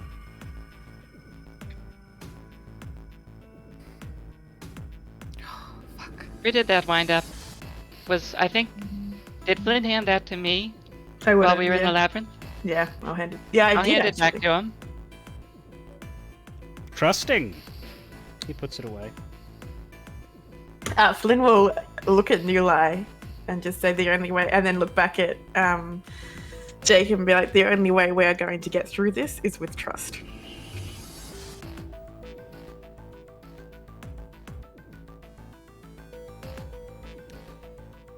You know, if you hadn't been the one to stab me in the goddamn heart, I might actually begin to believe that. Is that or rip your head off? I thought you might prefer this option. See, We she can- tells we you can- trust someone who's been stabbing you in the back before, or in the chest. Yes, to her credit, she stabbed me in the front. You did. You were. I let you walk all the way up to me. As it is becoming increasingly clear that I am not immune to manipulation, I can only assume. Never mind. I actually So, didn't just do to any be mind clear- tricks with him, did I? You I had just- aura up. Oh, you yeah, were, aura. you were, superficial charm. You know. Are we leaving the gun with him? Is that where we're at? It's in his pocket, and he doesn't appear to be using it on you. Flynn's happy with him to have it. I've been shot before. If he tries it again, it won't work well. If he tries it I'm again, I won't also- stab his heart. Yeah. That seems fair. And I'm also amenable to letting him keep it because if we're leaving him here to manage things, I would like to know that, he can at least, I don't know, slow someone down trying to get in. I mean, we don't know what's going to happen. I don't like the idea of just leaving him all alone here without any protection. That could backfire horrendously. Or To move things along a little, the last question I would ask was, do you lock him in? yes, I Okay. think that would be wise. Well, you can... I think we would ordinarily lock the building when we go out anyway. Yeah, but he has no way to get it open from the inside. You opted for security, so there's like key cards and things. Like, you wouldn't give him one. If he seriously wanted to, he could just break a window. So what's the difference? True. All right, cool. We'll say So much for trust. So much for your green screen. It's slowly melting. The little hair flash there, that was good. Yeah, we can, I think, wrap up the Jacob scene there, but the decision that I would like to get from you, and then I'd like to get up and have a break to do the things one does in a break in the middle of a 4-hour stream. The decision I would like before that is, where are you going and who are you talking to next, and is Nulai coming? Is Nulai amenable to getting Selena to come with us to the mansion? Sure. Then yeah, Selena, then mansion. So you would head to Selena's. Would you just pay her a visit at the fortune-telling shop, or would you call her? You know she's safe because you walked out with her. So she's perhaps one of the only vampires whose status is super confirmed. We could, I probably call. What do you think? Just because I feel like maybe people have gone to ground a bit and they won't be possibly where they normally are, so calling might be the best bet. Call would be wise. Calling would save time. Okay. We can do the phone call and then we'll get up and take a break. Alright. Who calls? The person should know best at this point would be Nulai, actually. Yeah, maybe Nulai should call. Because Nulai has spent a few nights working for her, given that he has sort of Malkavian brain stuff, and has been helping her to interpret some of the things that she sees in people. He's able to pull the actual information out of their mind, but mostly the singing from the voice of the city. So they've worked together a bit, and I will leave it up to Snip to decide their relationship, but yeah. So do you ring Selena? Yep. Nulai. It's good to hear your voice. Still safe? Last night wasn't the best. Last night was interesting. So, I would take it that it wouldn't be your best interest to have Gwendolyn here become the new prince, right? Is this about the meeting? Well, it's about a lot of things. I'm here trying to figure out where the fuck is our current prince. And if you want me to oppose Gwendolyn at the meeting, I would need to know that there are a suitable number of people also taking that stand. Otherwise, what I would like is I will abdicate or simply not attend. But go on. We're trying to do a little bit of investigation, and I think when it comes to all this paranormal stuff, you might come in extremely handy. So if your meeting can wait a little, I don't know when you have this going on, we would like for you to come to Juliet's mansion.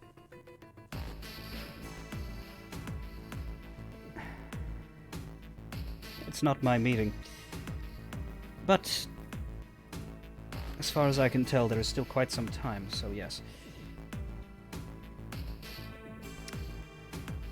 So will we see you there? What is the state You can explain of the mansion? better there. The state? From what I can tell, the prince is missing. Is this a bombed-out shell or a empty house? Wasn't she with us when we were there yesterday? Selena was with you until you left the museum, then she went the fuck home. Oh. She didn't come with you to the prince's mansion. She's Okay, she just had her life threatened. She's getting the fuck out. Yeah, there have been signs of combat, lots of blood. I think, blood might be useful for our paranormal stuff. You want to know what I can see there? Something along those lines, maybe. Our prince has been abducted, and very well. In the sheriff capacity, I suppose you are the acting sheriffs now. Is that official? True. We are. I am the law. We work in his capacity. You're not talking to her. Oh yeah, true. Sorry, I forgot. Unless he put it on speaker, but I don't think he would. No. Okay. Well, she All Flynn is hearing is that I am the law. yeah. In the end, she agrees. She says she can help. She makes no promises as to her ability to provide information. She might not. She has no idea until she gets there, so she'll talk more about it there. But she is happy to meet you guys at the mansion and be the magical expert that you seek. All right. If that suits everybody and there's no conflicts, arguments on heading to the mansion next, then we can take our break while the mansion is visited. Excellent. Okay. I need to feed my cat. That is a good thing. Cats should be fed. Alright. Fare thee well, everybody. We'll be back in 5 to 10. Screens disappearing.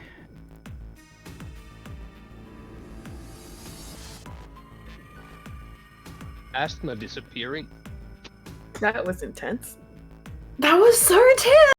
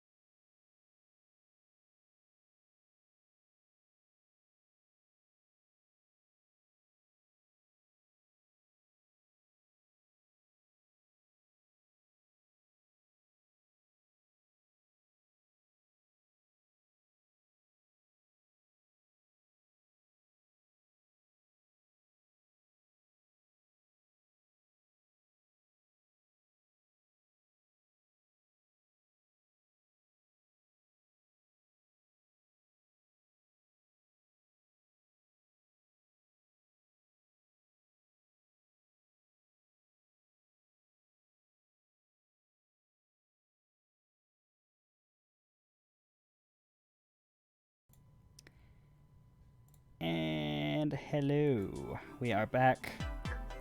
We have new music. We are ready to begin sifting through the rubble as we were...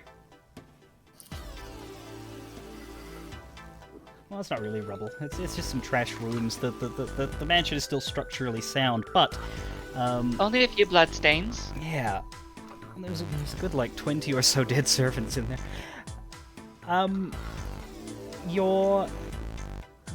You guys can share a car, but I think Katia wanted to go alone and detour to her apartment. Or were you bringing Just everyone? a quick stop. Yeah. Oh.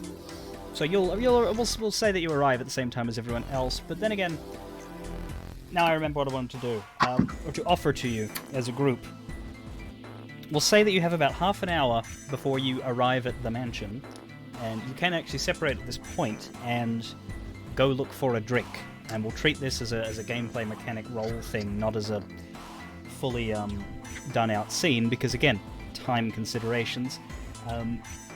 You each have a predator type, and that predator type has a certain stat roll that you can use to find a drink out in the wild. If you pass it, you can get a drink before you continue on. If you fail, then you spend half an hour searching for a drink and don't get one. Now, Katia, you can do this if you want and visit your apartment because you are efficient and I am not mean. But we'll start. We'll go clockwise. Nulai, do you intend with your 3 hunger to go find noms? Well, of course. Okay. Just quickly, do you have? Are you just going to go looking for a stranger, or do you have a particular idea? Because you had been relying on Juliet's servants, and while their blood is available, it wouldn't help you right now. Most of it's spilled. Yeah, I don't think I have anyone special to rely on. Could I help him? How? Because I don't think he's actually hunted before. Could I just sort of like offer to go with him and perhaps improve this role? I'm not hunting myself, but for him, I can. It's up to Nulai. I don't think Nulai trusts Flynn on that approach. Then I'll still make the offer, but no. Nulai will just stick to his own game. Okay. So, your predator type's role is on the 3rd tab, which I've actually flicked to on your screen. We can share, I guess, for the viewer's sake, if nothing else, what people's predator types are without necessarily it being character knowledge. Nulai is a consensualist. Nulai needs the person that he's drinking from to be aware that's going to happen and to say yes, which is difficult on a stranger. You've got your manipulation plus persuasion roll, but given that you don't really have a base, I might not make it easy. Roll it. We'll see how many successes you get.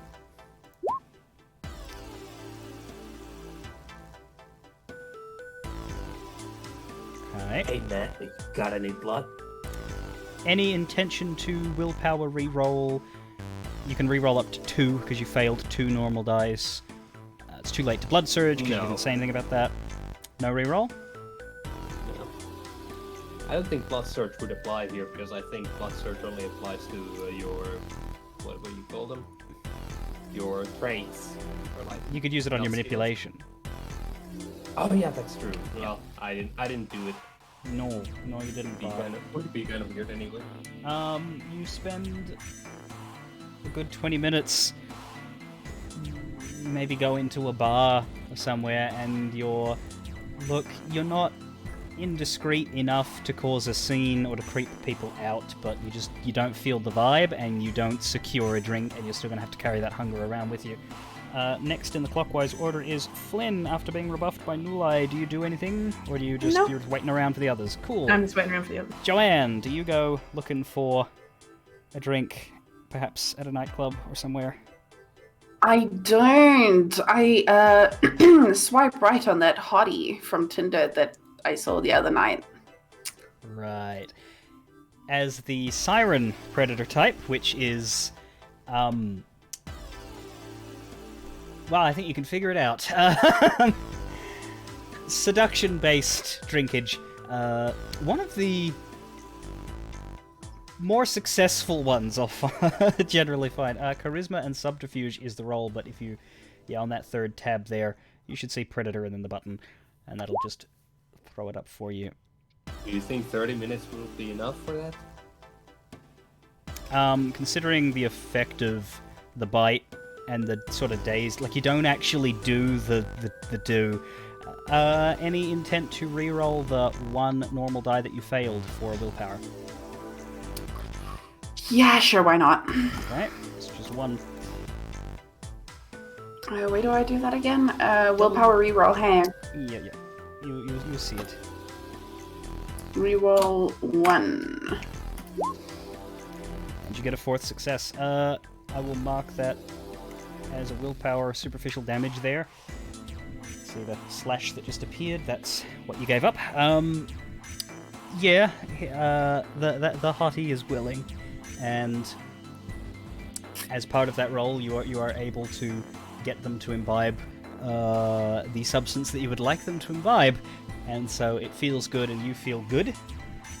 From the most that you can hunger that you can remove without hurting a person on a normal mortal is 2, so you can go from 3 down to 1 hunger, or you can take away that last hunger dice if you wish to commit murder.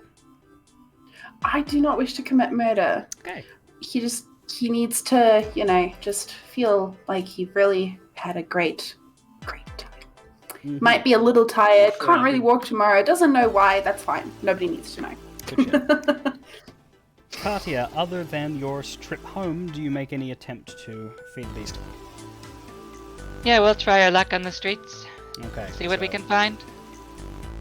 Strength brawl. Yes, you can shortcut it by hitting it on that tab there. Because Katia's alley cat predator type is mug them, but don't take their wallet. Well, I suppose you would, for appearances. Success is 5. Bonk! That would be the head of the person. And then glug glug glug. And you can also take 1 hunger point. You can't take 2 without killing them because your hunger is only at 2. You have to kill if you want to lose your last hunger die. So Not the plan this evening. You can go down to 1 with that. And you can also stop off home. I will rejoin the group with shotgun and machete in tow, just in case. And Pasha? I'm sure Pasha will be Always. along, unless unless in a no dogs allowed super social situation. Anyway, okay, so there's a shotgun and a machete, and we're ready for zombies. You arrive, slightly staggered, but you don't. The 4 of you, considering you separated, don't all arrive at the exact same moment. Flynn has been there waiting. You would get there a little ways earlier. Would you go inside and poke around on your own? I would, yeah. Sorry, you what? I would, yeah. Okay. Cool. Any particular goal with a search? Just to sort of... No, not really. Just poking around absently. Just sort of... Okay. I mean, there's no incredible hidden secret that appears to you in the 5-10 minutes you have before people start to arrive. You see the obvious scuffle signs. You see bullet holes in walls. You see starting to... They've been lying there, what? 3/4 of a day? What would the... How would the bodies be at this point? I don't know corpse biology. Yeah, I get to them a lot later than corpsey. Yeah, but they're not. Have they got the rigor mortis stuff going, or is that done? What's the? They're dead. Anyway, there is a mixture of melee-looking wounds and gunshot-looking wounds, so you get the impression that it was a tactical strike team with firearms, but also there was some throat slitting and sneaking around going on before the big, loud, and smashed glasses, smashed vases. There's a table that is cracked. There's some moved over things. There was force of the vampire kind used here. A lot of breakage of things where you would assume powerful fists or someone landing and cracking the floor. Does it look sort of just like it's happened during the fight, or were they intentionally looking for something? It mostly looks incidental. And I mean, as you guys, the rest of you, come in and give your cursory first looks, you will also get these impressions. It doesn't look like the place was torn apart specifically. It just looks like, yeah, most of the damaged areas have bodies near them. What you don't find are other side-looking bodies. Whether that means that they had no casualties or whether they carried their own out, you're not sure. But there is suspiciously looking empty bloodstains, as in bloodstains that don't appear to be attached to a nearby corpse, that could conceivably be signs of a body being taken out. A few of those. Not as many as there are dead servants, though.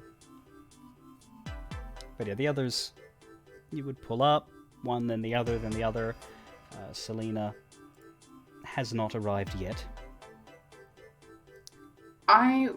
Once I arrive, I want to go and look for... I know we briefly went through Juliet's office, but I want to go back to the drawing room and I want to look for her pen. Right, the pen that she showed you. Did anybody follow Joanne as she heads upstairs? Because one thing you'll notice is that pretty much all of the damage is on the bottom floor. I think it's good that, nobody stays alone more than they have to. Mm. Do you try and dodge the tail, or do you let people come with you? No, let them come with me. I've got nothing to hide. Cool. It's on the third floor of the mansion, the top floor, and it's down a side of the house that no one really went into. It's a sort of darker place. Most of those rooms are empty. There is one door that was generally locked. It is not. It is open as it was last night, if you happen to be near that. I think you walked in, but you didn't stick around in there. The floor, the ceiling, the walls are covered in Juliet sketches, and if it's your first time seeing this room for the others, it's quite striking. There's a lot of pencil sketches everywhere. The ones on the floor aren't stuck. They sort of can be kicked around, but the ones on the walls, they stay. They've been stuck there, glued there, whatever, you don't know, unless you poke at them. And the only furniture is a small desk that has a single closed drawer under it on the left side. No computer or anything, it's a drawing desk. You can sort of piece together by the existence of the sketches, and there's a pile of paper on that desk. The paper has not been knocked over or anything, it's sitting there calmly, untouched. Could I look for a specific sketch? What specific sketch are you looking for? The one Juliet showed Nulai after the visit to the murder hotel. Okay. Remind me what was on it?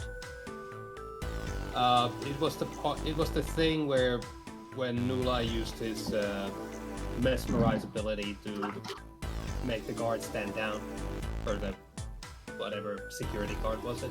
Okay.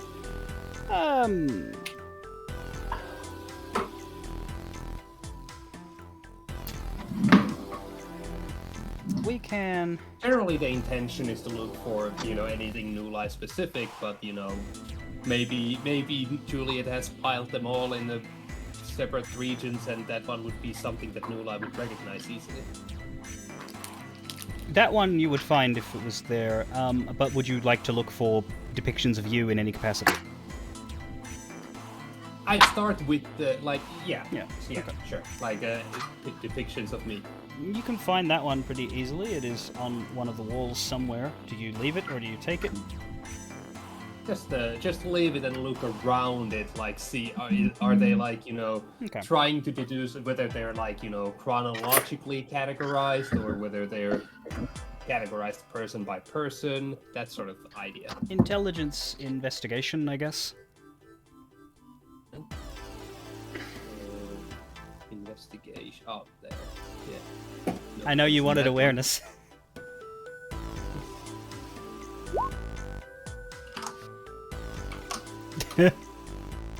Would you like to re-roll your none? Yeah, beyond that one, most of the sketches don't appear to be of you, but also you're finding it difficult to see through this ocean of drawings. It's, your eyes are... and it's not... you can't be sure. You're probably in more of them, but you might not be. But if they are, you can't find them. Anybody else do anything with this room? So I'm obviously looking for the pen. Can I check the drawer first? The drawer has a keyhole in it, and the way you saw her open it was to turn the key and then use that to pull it out. And the key is not there. The key is not there. What material is the drawer out of? Wood. It's a wooden desk, wooden drawer. Just mesh. First of all, how dare?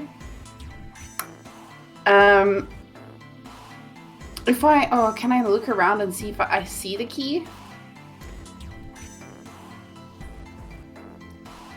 Search. There's...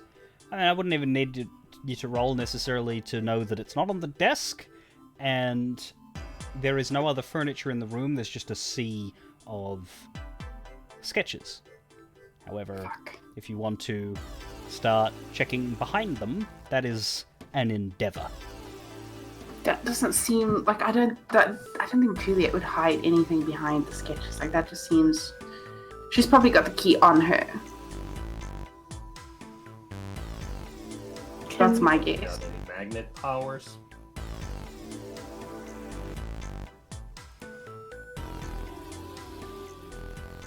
Can Flynn pick 5 random sketches? Just not like she's not hunting for anything. She just picks up 5 to have a look. So, yeah? So what you're asking is, can the DM pull 5 random sketch ideas out of his ass? Yeah. Okay. No, that's not impossible. But, again, to communicate the fact that the Camarilla and Shadeport indeed is way bigger, picking 5 at random isn't incredibly likely to give you 5 with recognizable identifiable figures. Right, yeah.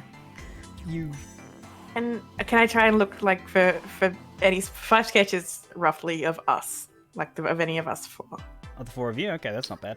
I mean, if you grab 5 at random, there's a chance that you'll find 1 or 2 that are like, oh, that's recognizable. Like you'd see maybe Jacob doing his haughty death glare at someone, and if you look around, pretty much every sketch of Jacob features that same expression. That's not hard to find. But in terms of ones of the coterie, let's have you do that same roll to see how What was the roll? you manage. That was investigation and intelligence.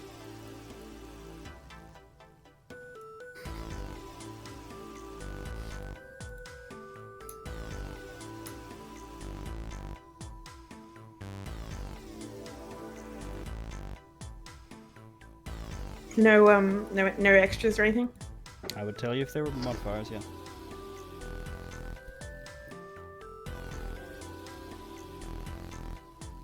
That's better than 1, and you're up against an inanimate room, so you don't find nothing.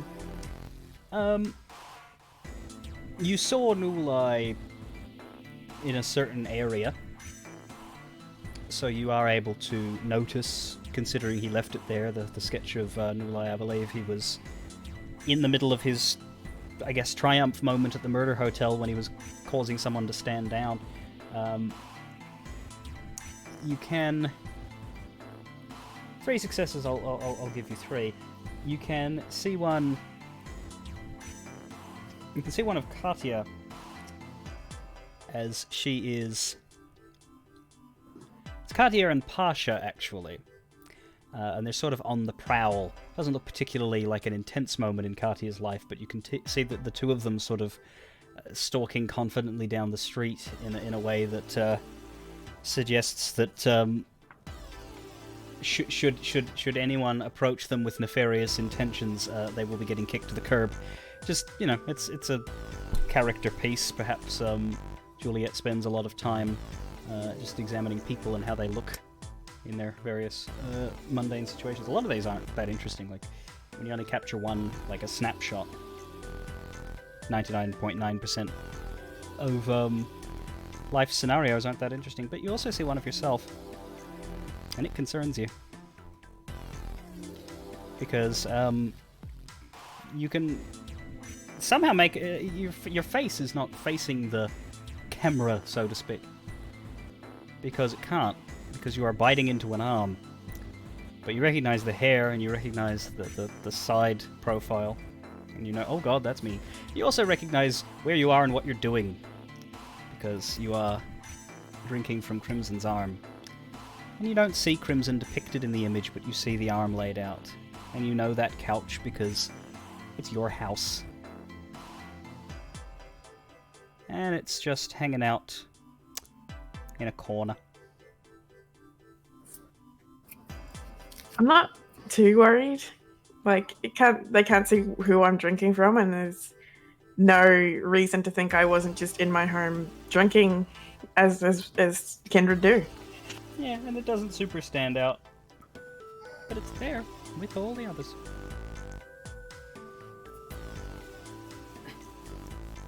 Oh, that's true, actually. There was the last sketch, the one that was only half done, on the desk that I think I described last session. So the desk was empty but for the stack of papers and the half-done sketch, which is of Joanne and Church shaking hands right before everything went to shit. Which would perhaps evoke some emotion. But yeah, drawer is closed, you don't have the key. I want to take that one with me. Okay. The unfinished one, yeah. You can grab that. Drawer is closed, drawer is locked. There is no key. Okay, so I'm going to assume that the key is with Juliet and I cannot access the thing. I might take a look through her office just to see if it's like on a bookshelf somewhere or something. I don't know, but I'm not going to put a whole lot of effort into it. Any attempt to search for the key within this mansion, whether you do that over the next little while, which you might well in the office or otherwise, it isn't turning up. Okay. Anybody so else? Has Selena arrived? She would have, and she would be waiting outside, given that this is not her home, for Yol to greet her and help her and effectively give her permission. She doesn't. You almost think it was like the classic vampire myth of needing to be invited in, but she's most likely just being polite. Huh.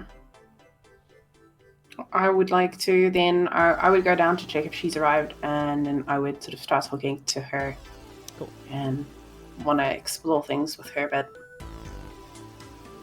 All right. Before that, do we move on from the sketching room? Everyone else happy? I still say we should smash it. Smash it? Smash the drawer. Get the pen. Did Joanne That's what tell you're here Nulai for. about the pen?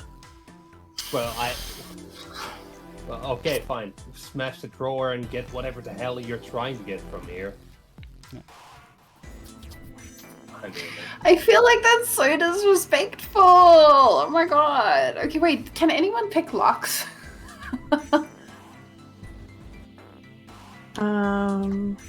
What would that be? Like, that would be... Definitely dexterity or Larceny. something. Now they got 1 in larceny. It would be definitely larceny, yes. Fuck. Not me. Because, you know. So no one here can pick locks. What are you telling me? We only deal in organic crimes here. Yeah, free range, organic. Free trade, or fair trade. We're branching out into KO lockpicks, though, you know, because of your suggestion there. Okay. All I'm going to say is that Juliet might not have the key anymore, and whoever has the key would have access to this.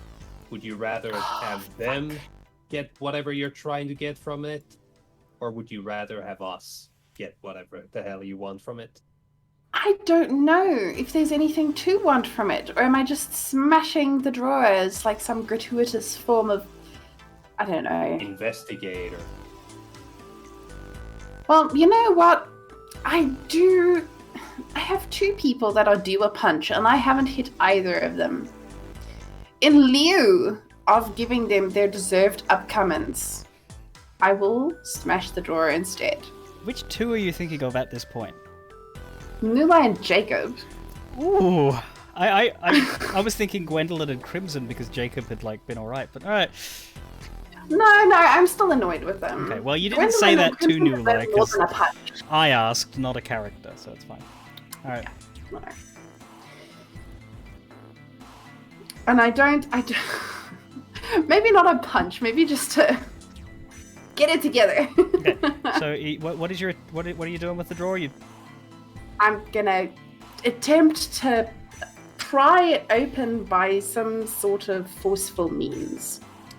Okay. There's not a great deal of leverage. Like you can't really get your hand. It's you know when a compartment is just kind of flush on all sides. Like again, she turned the key and pulled it out with that. There's no lever. There's no lid. handle. Yeah, there's no. Yeah. What kind of desk are we talking here? Are we talking Brobdingnagian, solid wood, like I'm on this side of the desk, you're on that side, minion? Or are we talking No, because it's not an office desk. upper it's end of IKEA? I mean, it's nice and fancy looking, but it is small. Like it's for her to sit alone and draw pictures. It's not built for an entire desk full of stuff. It's just sheet of paper. So it's like a little cubicle. The wood looks nice and fancy, but it's not horrendously thick. And the drawer is just under it, like.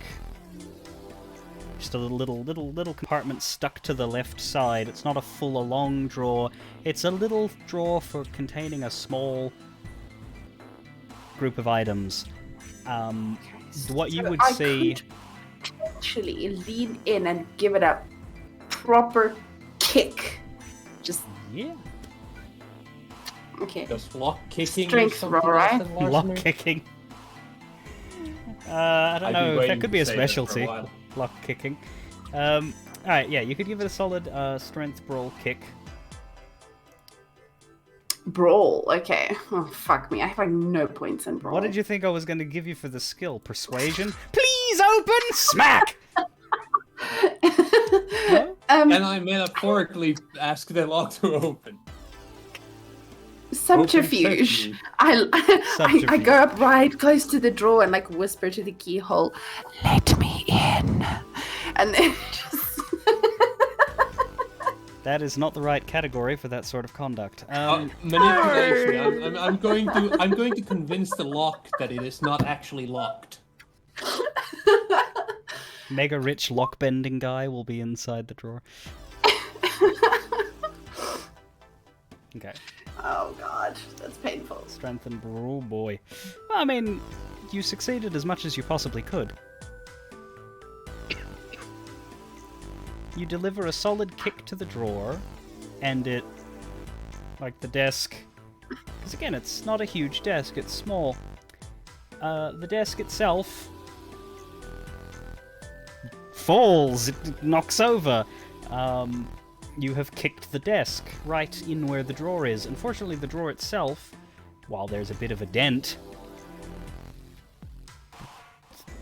it's still there. It's still shut. Could we add a resolve modifier to this and just say that, that I kick it a certain number of times before I either get wildly impatient and have a meltdown, or just give up out of sheer frustration? You could absolutely kick it again now that it's sideways, and you could start stomping on it. I feel like, yeah. Yes, I want to stomp the door. You want to stomp the drawer? Okay, it's the same check, but we'll give you a +1 for the better angle. Position. Yeah. The gravity. Oh my. Somehow managed to be worse. Yeah, you stomp on it, but it doesn't seem to have much effect, and your foot is starting to hurt. Okay, can I call Gotcha? Do you require assistance with something? You look I would like amazing to use- doing this. I would like to use my call a friend. Okay. Do you want me to just break this desk in half? Is that what we're aiming at? What we're aiming at is the drawer. I would really like to access the contents of the drawer, and at some point it became more about just getting some frustration out, but I would still like to get into the drawer. Okay. I guess let's smash and see what spills out. Gotcha, smash. Okay. Strength brawl. Okay. Yeah. Not exactly a problem group for Jesus. So I can't actually see the... Oh, there it is. Yep. Cool. That's a lot. Okay, so the drawer is just burst open, so to speak. It's separated from the desk, and like it didn't have a lid because the desk itself was its lid. It's a mess, but the key... Oh, sorry, not the key. The key. That'd be funny. We put the key to the drawer in the drawer. The pen clatters out, and it is small and sort of free flowing. Like you heard it rattle when the desk knocked over. So it hasn't been smashed up and broken by this effort, which might have happened if you'd gotten a crit, messy crit perhaps. But the pen rolls out and it looks all right. But the desk is probably going to need to be replaced. But you have a pen. Excellent. That's it. You really wanted that open for a pen?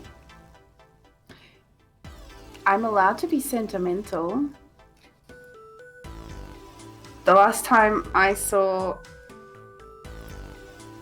Juliet, before all of this nonsense, besides the glamour, of course, we were talking here, so I want this. Give me 1 second. Maybe it helps me be more connected to her and we find her, I don't know, but, it's worth a try.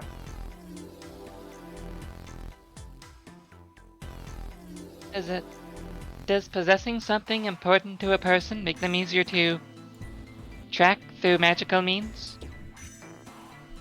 Typically, yes. You'd be connected to their essence, I suppose. I don't know if vampires work that way.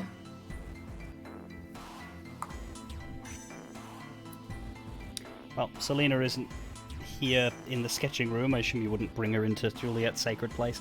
Yeah, come in and watch. Probably bash up our boss's room. This desk and I have some problems we need to talk out. Right. I actually do intend to bring Selena in here. Because if this is where the prince was taken from, and she can sense anything that happened, I think that would be... Fair. Alright, would you guys go and greet her now that the pen has been retrieved? Let's not leave her out all night. Sorry. Since Joanne mentioned sentimentality in energy connections, it reminds Nulai of a certain ball or an orb. Your left or your right? Oh, the meditation, yep. And Nulai remembers that there should be a spare one in Juliet's behind the Juliet's bookcase or whatever, the hidden compartment. Yep, that may well still be there. Well, I would like to check whether it is still there. Do you go do that while the others are greeting Selena? Yeah, sure.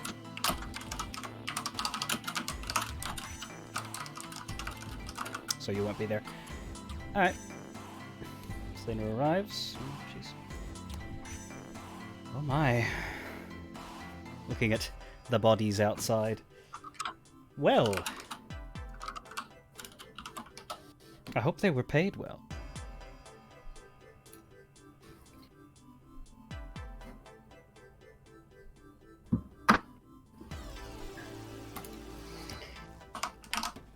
I wouldn't know. Logistics is a Jacob question. Right.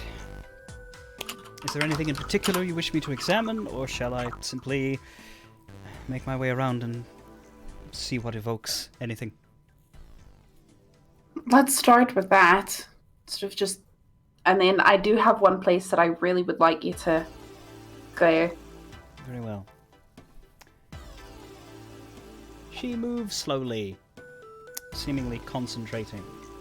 She approaches a number of the bodies, and she reaches out and just sort of touches around their heads a little. Not really sure what she's doing. Occasionally she will reach out to the blood stains otherwise, and will bring the blood to her lips and taste it. It's pretty much every corpse and also some of those mystery blood stains, and she will... This... It interests Nulai the ease with which she does this. Is Nulai present? Yeah, it depends on how long it takes you to find the thingy. I mean, you were taught how to open it, so you do find it, and would come out and see some of her... Yeah. Presuming you just grabbed it and took it with you, you would then still see the middle, because it'll take her quite a while to go through. Yeah, alright. She talks the... Yeah, she seems to have a very easy time doing this, and she'll... After a while looking at some of the stray blood stains, she'll say... There were definitely more bodies here. Perhaps the men they lost, they removed from the premises to avoid any identifying information. Just looking around. Can Nulai try tasting? It is something that Celine taught him. Yeah, what's the specifics of the ritual? Or the... is it the power or ritual? It's a power. Yeah. Yes. My, The taste for blood.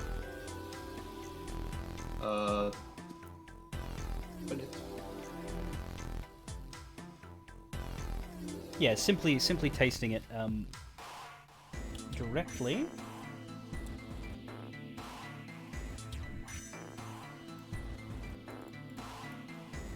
By tasting a drop of blood, the user can discern certain basic traits of the one to whom it belongs. And it mentions human, that... well, probably also more ghoul, vampire, other supernatural creature tasting blood potency of the vampire. Oh, that's pretty good. Okay, yeah. With a lot of these, I don't look at the exact specifics of the ritual of what they're doing, but rather the gist, because in my mind it's like they're older than you, they're more powerful than you, they do things better than you, so they're not as subject to your rules. But for you to do it, yes. So I will say that you won't be able to do this on every single blood stain in the room. A, because that's boring and will take forever, but B, because you're new at it. Focus on the missing body. Yeah, like focus blood on stains without body. Alright, you can definitely dab at one of those blood No need stains. to. I'm not here on morgue duty. I'm not trying to identify the corpses. Mm-hmm. Okay. Resolve and blood sorcery.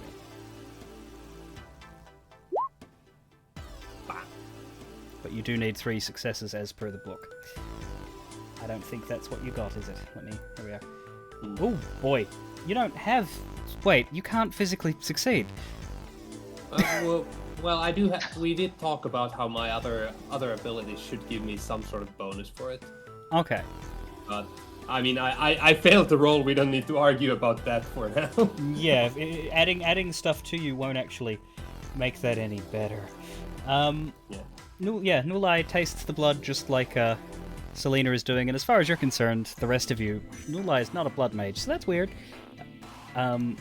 Selena does not comment on this. But, I mean, she says it. You don't get anything. It's frustrating, but you don't get anything. She says, For all they know, I could just be imitated. Yeah. But what she says is, this blood does not belong to any of the people whose blood that I have identified. This is a different person, and their body is not represented here. And there's a few like that. There's 2 main spots that she identifies. There's other, smaller signs of blood where she doesn't seem to get as much, maybe because it's older and dried and not as easy.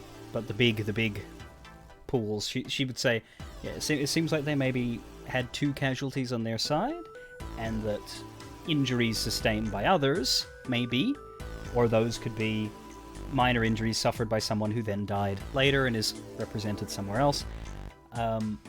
She's not identifying blood from Juliet anywhere. That was my next question. That she can, but she can't rule out that some of those smaller bits, if she took a particularly hard hit, that are too trace for her to be able to figure stuff out. At a glance, she says that's kind of the best she can do without living people. A lot of her personal gifts have to do with examining people who are there in front of her. What she does say is that does not mean that more of a sorceress nature can be done. She sort of scrunches her face a little. Says, I am aware of rituals and sorcery that can reconstruct events, allow a person to see through the eyes of someone who has died if those bodies are available. But in order to do that to this place, a lot more power would be required. Also quite an amount of blood. I could not do it myself. But it is possible that others of my kind could, potentially with my help, or the help of others with sorcery. Do you know any other mages other than the obvious one who I don't think would be willing to work with me? Not personally.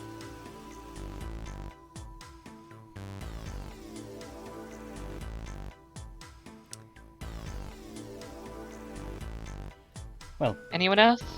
It's a thought if there is. But she sort of raises her head. So it's not... would this may just be Ventru alone? Because I think Tremere? Tremere, sorry. Ventru is a business. Ventru is Jacob. Yeah, I mixed him up. My bad. Tremere. What were you gonna ask? Yeah. So are we looking for Tremere only? Because I think the obvious one is the only one we know. There are Banu Hakim who perform similar, generally speaking what they learn is different from what we know, but blood sorcery is blood sorcery. If the person leading and guiding the ritual is aware of what is required, then the power of others can be lent. We do know a Banu Hakim, if I recall correctly. She's across the aisle, so to speak. She thinks, because she was there at the museum. You speak of one of the Anarchs, I believe that...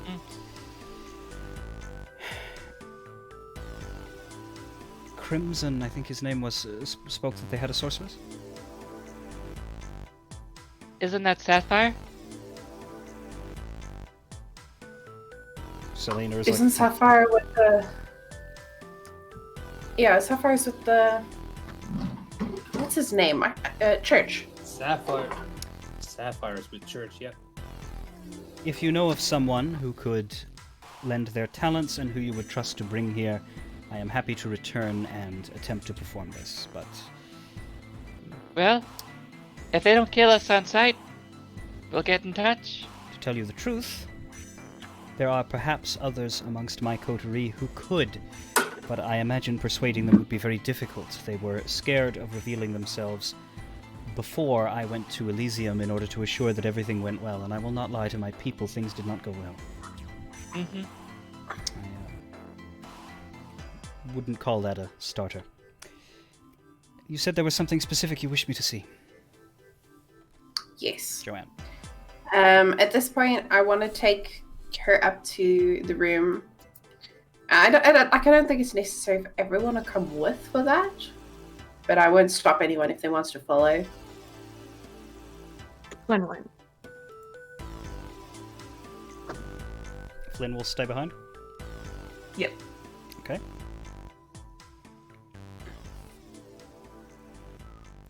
Does anyone else? If it looks obvious that we're not invited, then I won't invite myself along. If the others aren't moving, I'm not going either. Okay, so Okay. Joanne and Cool. Selena head up to the sketching room together, and Selena raises her eyebrows. Huh. It was... I believe Selena's one of the people you handed a sketch to at I Elysium. think so, yeah. She's reminded of this.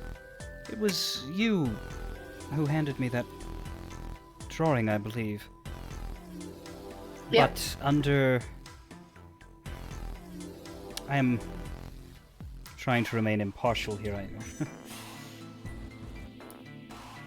From what I can gather and what has been put out by Gwendolyn and such, your deception was not as bad as the other one. My deception, or our deception, was intended to protect the prince and her physical safety. However, that now has played out. It's obviously not as intended. But when she was taken, she was drawing. And I know she was here because I lost connection with her at that point. And I would love to know if there's anything that you can pick up here. Sense, feel, see, notice, observe, anything that I might be missing. Okay. Just for her own clarification, she asked, so she draws these, and when you gave me one, it was for the intent of... It was a message from her, despite the fact that you were the body delivering it. There we go. Okay. Exactly. Okay. She was present the entire time. Hmm. I was merely a vehicle for her to be there. I see. Stranger things have been done. Well, it certainly looks like there was a struggle as she regards the desk. You believe she was taken from here? I do believe she was taken from here. Do you explain the And then I desk? show her the sketch. Uh-huh. I don't explain the desk. Okay. Well, she's under the impression that the desk happened during the abduction, so... she looks at the sketch, the one that the most recent one.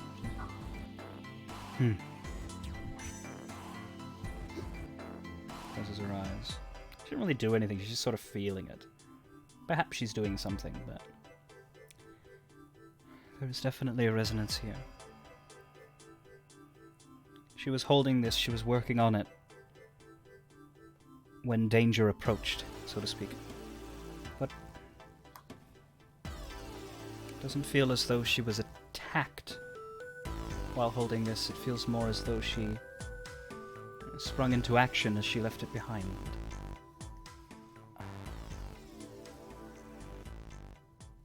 Did she want to maybe save someone or protect someone? If her house was being invaded, perhaps she was attempting to fight back against those intruders, or perhaps she was attempting to flee. The exact place in which she was fought and incapacitated is hard to determine, but there does not seem to be any... there's obvious signs of a struggle in this room and signs of a struggle on the first floor, so I can only assume that either she knocked this over herself on the way out and there was no attack here, or here is where she was incapacitated. So, about that, let's go with the first floor. There was something I needed to retrieve. And maybe I needed to work out some frustration. The desk was the unwitting victim of that scenario. Oh, that changes the assessment of the... Okay. Well, in that case, yes. This room was not invaded. She would have sprung out of it, and... Considering how much of the house was not subject, I imagine she fought then. If she wanted to escape, she would have. She had plenty of opportunity to do so. She would have fought them and sadly been overcome, which implies that she cared for her servants. That is not common amongst a Camarilla prince. Well, there's a reason that such an interesting collection of people work with and for Juliet, and it's not purely because of Camarilla subservience. Juliet is truly one of a kind. Well, as I say, I can help get more from this place, but not alone. That's the best I can do. Well, I guess then onwards to finding, forging new alliances. That's what we can do now. Do you bring Selena back to where everyone else can hear you? Yes. In earshot of everyone, she brings it up again. She asks, are you attending the court meeting as stand-in sheriffs? Or is one of you? What's happening? When is it occurring? She is waiting on that information. Gwendolyn has called for it, and has... All Selena knows is to be ready for a court summons within the next night or two. Is Gwendolyn in the mansion? Gwendolyn isn't there, no. An address was... A location was given. It's a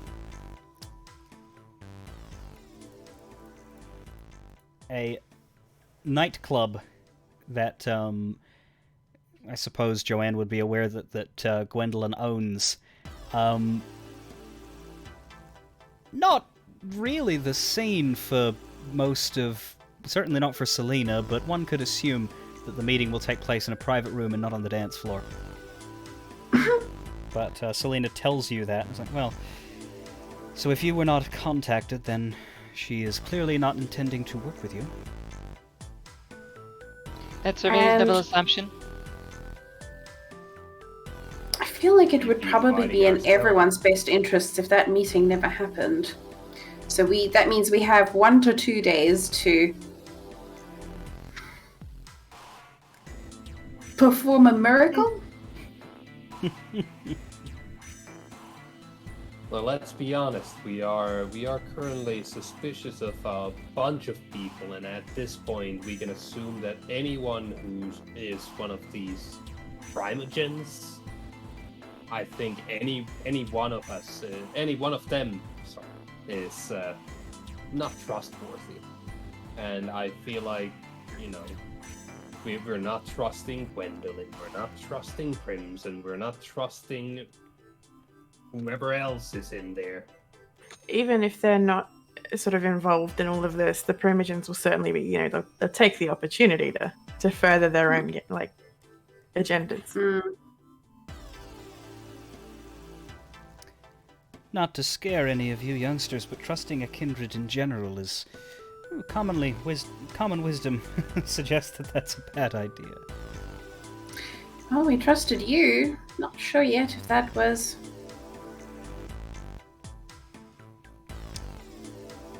wise or not. But I genuinely do think we're out of options. I can assure you that I only betray people when I really need to.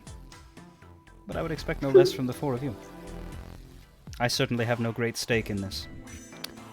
Your court politics, I took the Primogen role because I am the only Tremere who is willing to poke my head out of the ground. We care for our safety, and you seem to be the most likely candidates to assure it, considering who remains. I certainly wouldn't want to be in a world run by Gwendolyn. We could poke her head back into the ground. I do have a mallet. Cricket! But she basically says, you know, like she's not all, you know, lovey-dovey friendship and kindness. She's here for the interests of her and her people, but it definitely seems like you guys are the horse that will speak in favor of that right now. So she is at your disposal, much as Jacob was, only she seems a bit more happy to be there. Which is fortunate. Well, what do we do next? I feel like going to church would be the next logical step. You're on terms with Sapphire. You could call her. Yeah. Let me give her a ring. What was that? Sounds like we're squashing two bots at once. So at this point, I probably wouldn't call Sapphire, because Sapphire would know that I don't really do phone calls. I text her. Selena will excuse herself if her services are no longer asked for. She does, like she does point out, like she said she could help further. She does point out that while this cursory inspection, so to speak, was done in service of her, you know, responsibilities to the Camarilla, she's not expecting anything for it, you know, it's for saving the prince. If she is called back to do the bigger ceremony, that will take quite a bit of her power and be quite exhausting. She would hope that there would be a bit more of a negotiative side to that. Perhaps the coterie would owe her going forward, given that's a bigger ask. Even had the prince asked herself, she would be saying the same thing. Yeah, I mean, I wouldn't see that's the natural order of things. Okay. You scratch my back, I scratch yours. Yeah. There are worse people to owe. She's happy to hear that and lets you continue on. Alright, so you text Sapphire. What does your text say? Hey, Saps, babes. So, yeah, everything is gone to shit. We are cleaning up the aftermath. And I know this is a pretty big ask, but could we chat?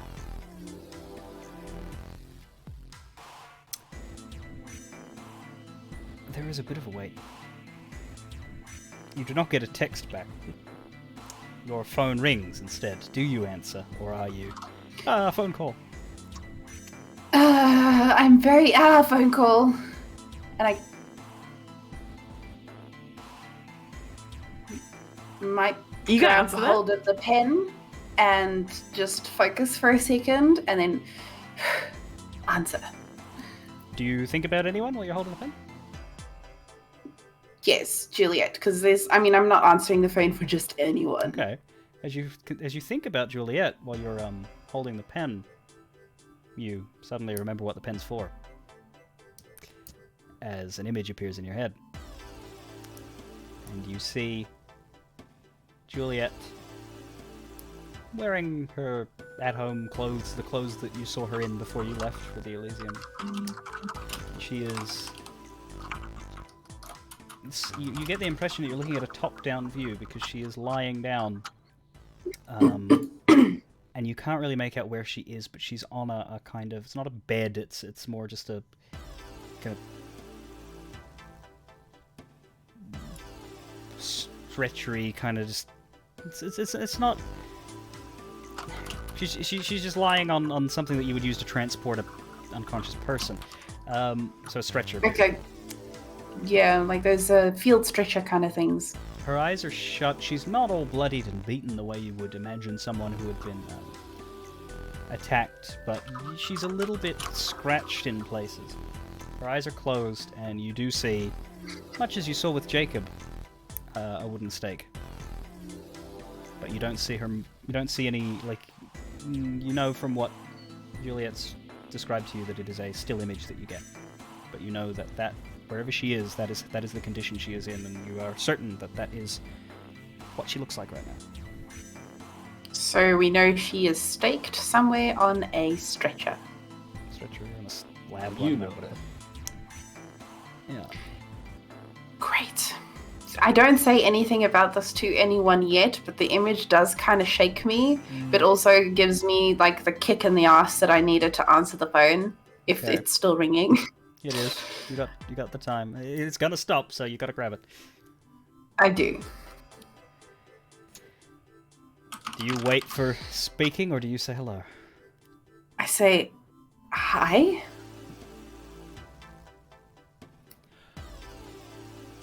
What the fuck? Joe. Oh, it is you. Okay. Whew. The First of all- absolute fuck. Joe. Okay, which fuck would you like to discuss first? I'm down. I have time. Would you like to discuss the fucks in person? Okay. Well, still got the sense of humor, so I can only assume that this isn't a declaration of war. Absolutely not. In fact, I am really happy to hear your voice right now.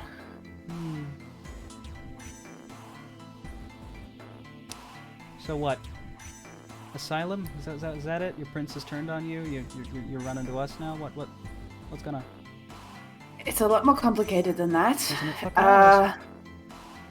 Yeah, well, so to start with, we have a missing real prince, a missing imposter prince, a courtier who's trying to take over as prince, and pretty much no one to trust or talk to right now to figure out what the fuck is going on, to return to the fucks you mentioned earlier. So... And how many of yours are dead? Well, I've got my posse, the coterie. That's pretty much all I know. Like, the house is a massacre. There's no servants left. I've got Jacob sequestered away. He's an idiot.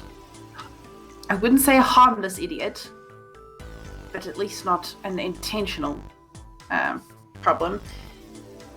And that's pretty much it. Mikhail. I don't know the status of anyone else.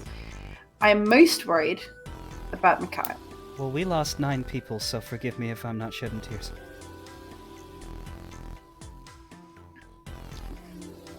At this point, I would probably go very quiet and go, I'm really sorry. Mm. That should never have happened. You're lucky I believe you, Joe. But I don't know if my boss does. Well, I've only ever played open cards with church, and with you. And if you would be open to discussions right now, we would like to meet. To meet me or to meet me and the boss? You and the boss.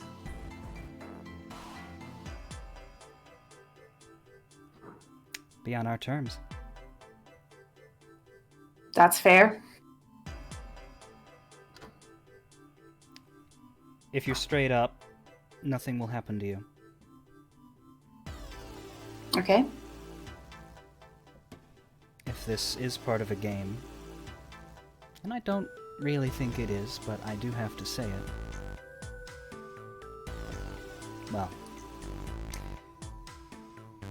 next of kin, all of that, you know.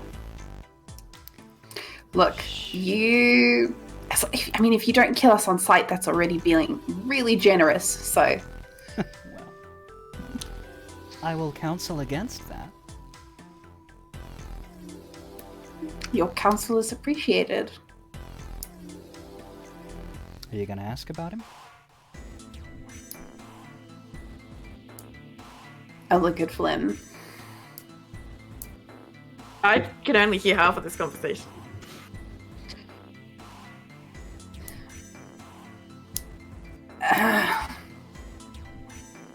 How is he? Not dead. Not going to be. Okay, that's good. There's a complication there too. But suffice to say, if we're gonna clean up any of this mess, we're gonna need help.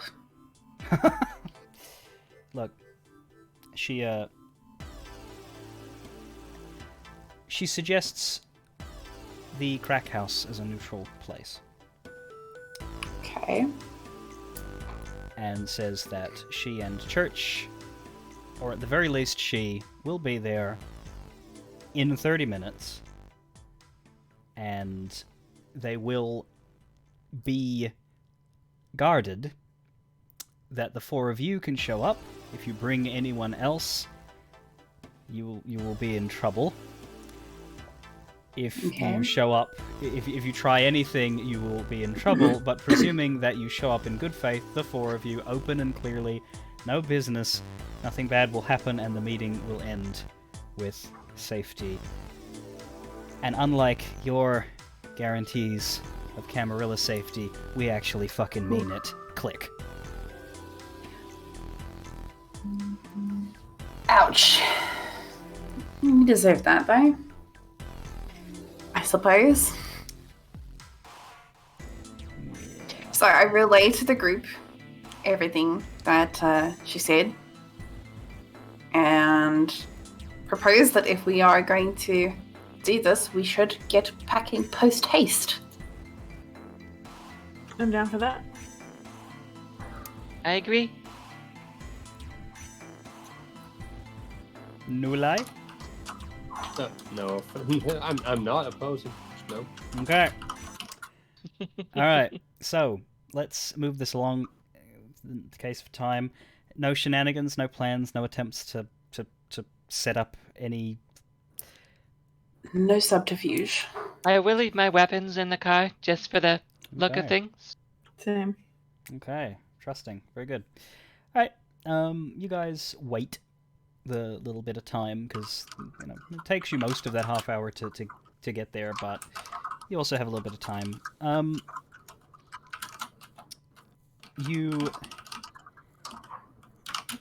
Do you pull up near it so you can maybe see them enter, or do you just try to leave it and arrive after them so they don't feel at all?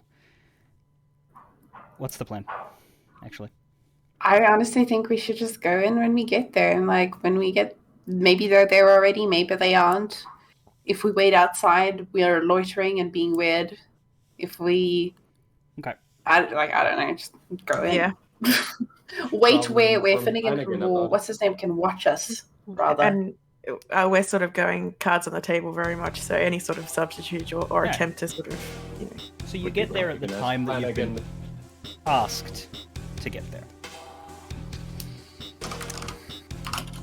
You get there at the time you've been asked to get there, and so as you pull up, so you waited away from the place.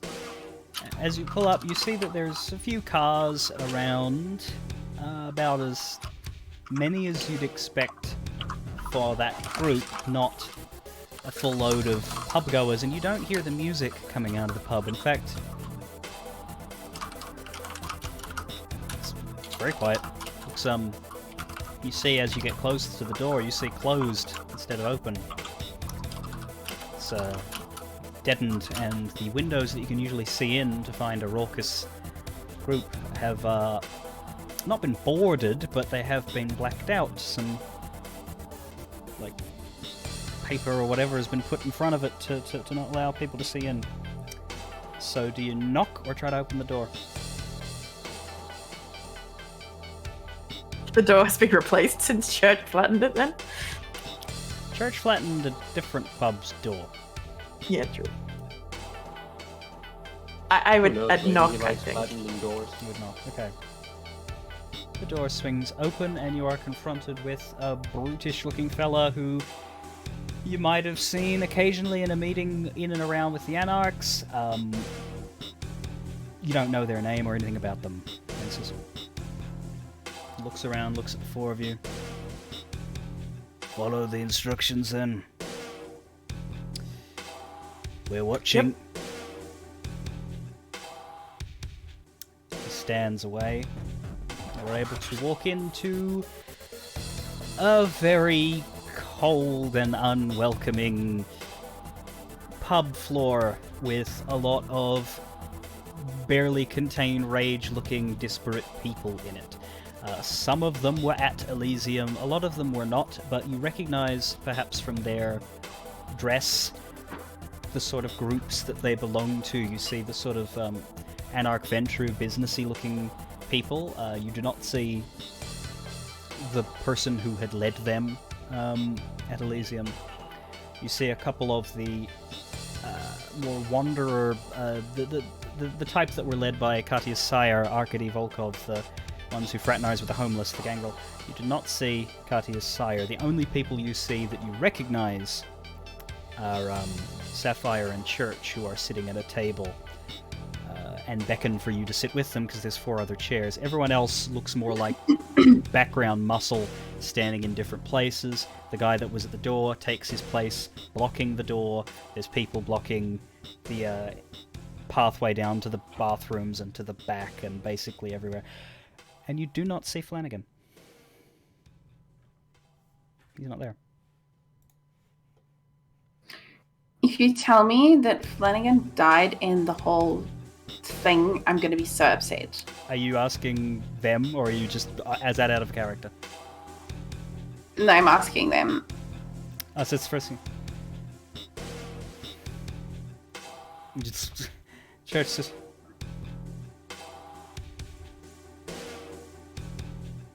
Well, I'm not sure.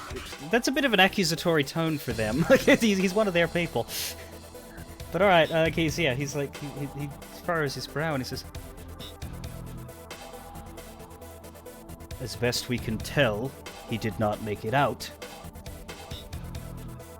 But I'm not exactly concerned about your feelings right now.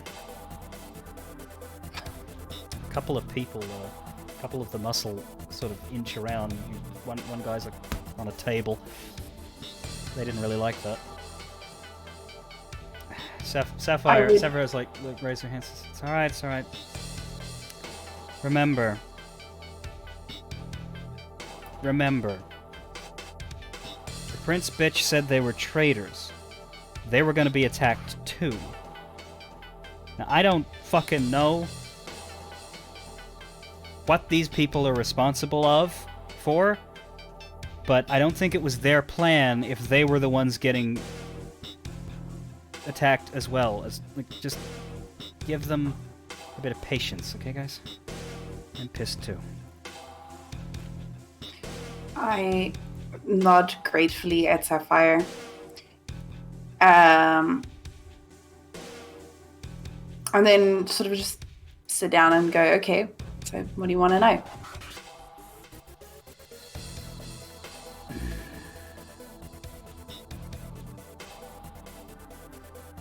Your prince said it was a coup, said it was... Well... Okay, well... You were the prince that I talked to at first, and then there was another one. I need to know what the hell that is about. Who is the prince? Well, what is the prince's stance? Are we making peace with a leader or with a child? First things first. The prince, while she may not have been present in body, was present in mind. I was a vehicle for her to attend the Elysium in safety, because we were also not sure of certain parties' intentions. And I offered that potential solution. Certain parties meaning? So, well, the parties who seem to have made it out of that whole event without any casualties whatsoever. So not us then.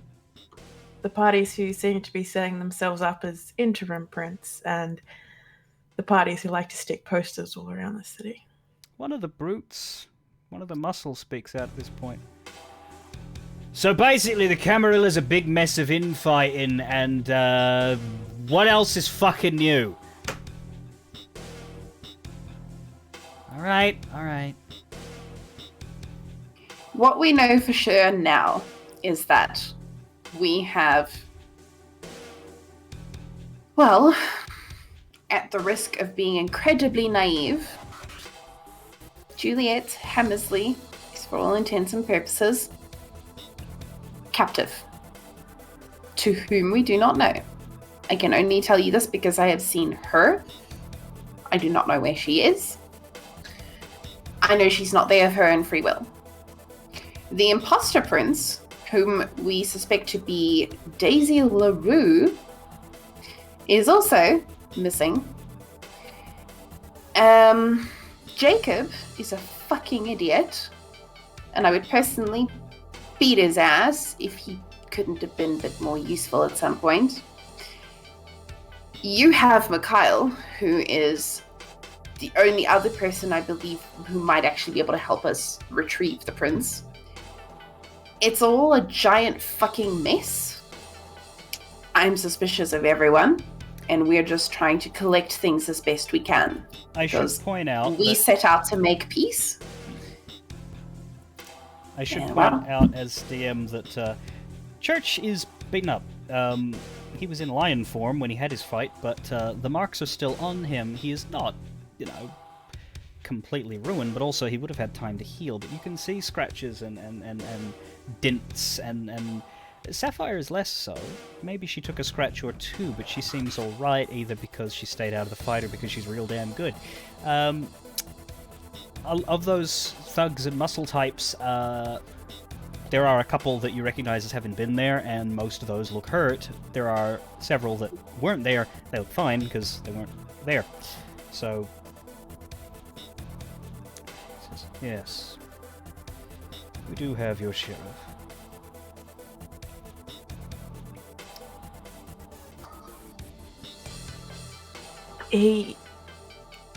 Flynn will step forward and to say, look, he stood against you only to prevent more bloodshed, to give people time to get out. If the situation had not caused the fight, he would not have stepped into it, I'm sure.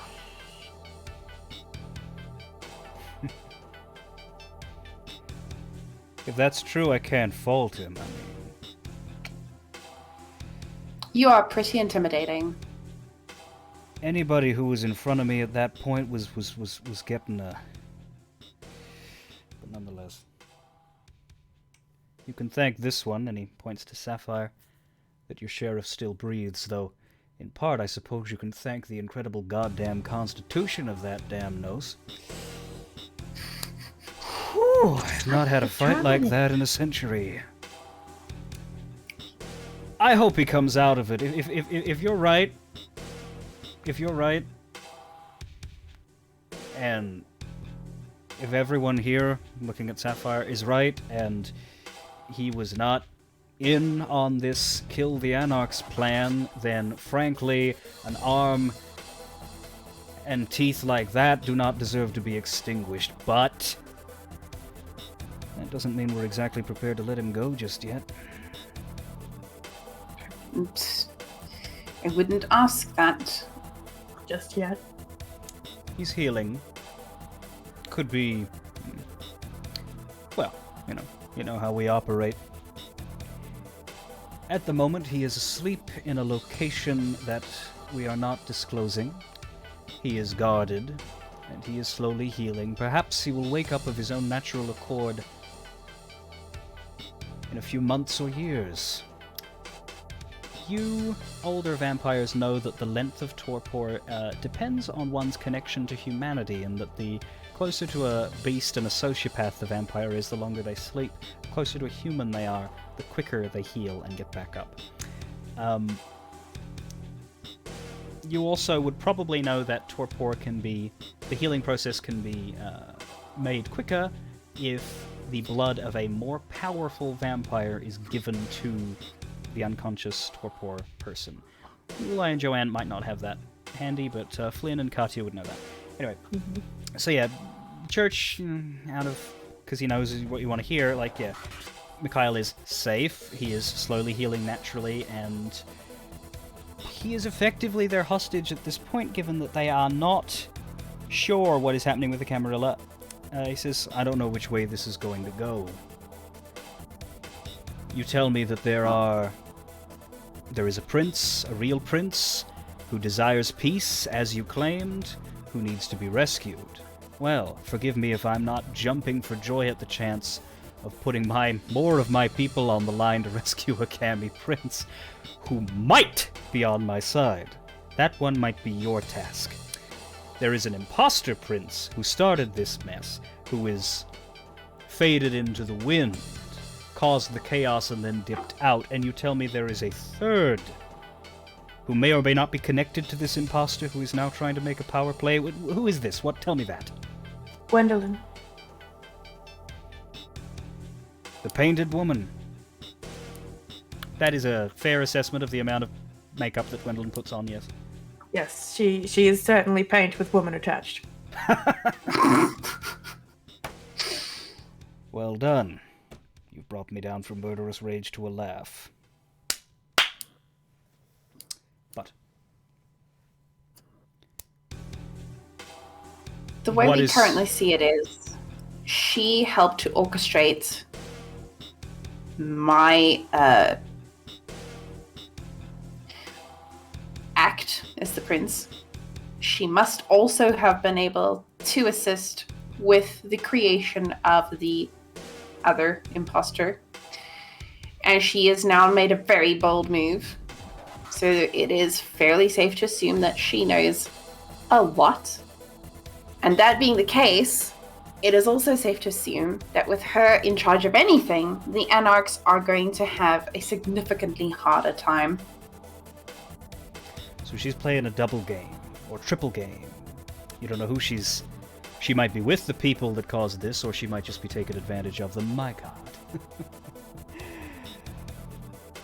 Do you know... Either way. Do you know how long we've been here?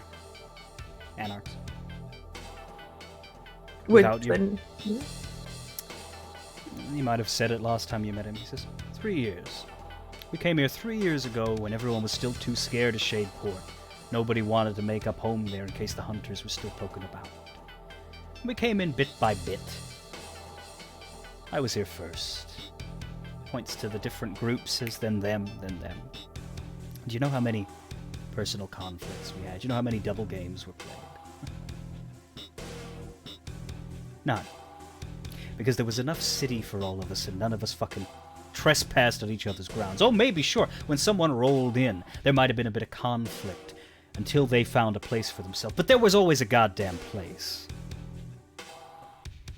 Well, you people have been here, what, 2 months, and we're already back with the triple games. You're a smart group. You. Why the hell are you with these miserable assholes? Well, I'm with the prince. The prince is much less miserable asshole than, well, everyone else, and there's a reason why I support her as prince of the Camarilla. Alright.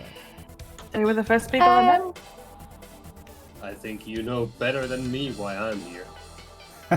As for why we are here right now, I have a feeling that all of us are more Anarch than Camarilla as of the Elysium. In terms of our alliances. I definitely don't ally with Gwendolyn. And but if your prince she's currently the official representative, so...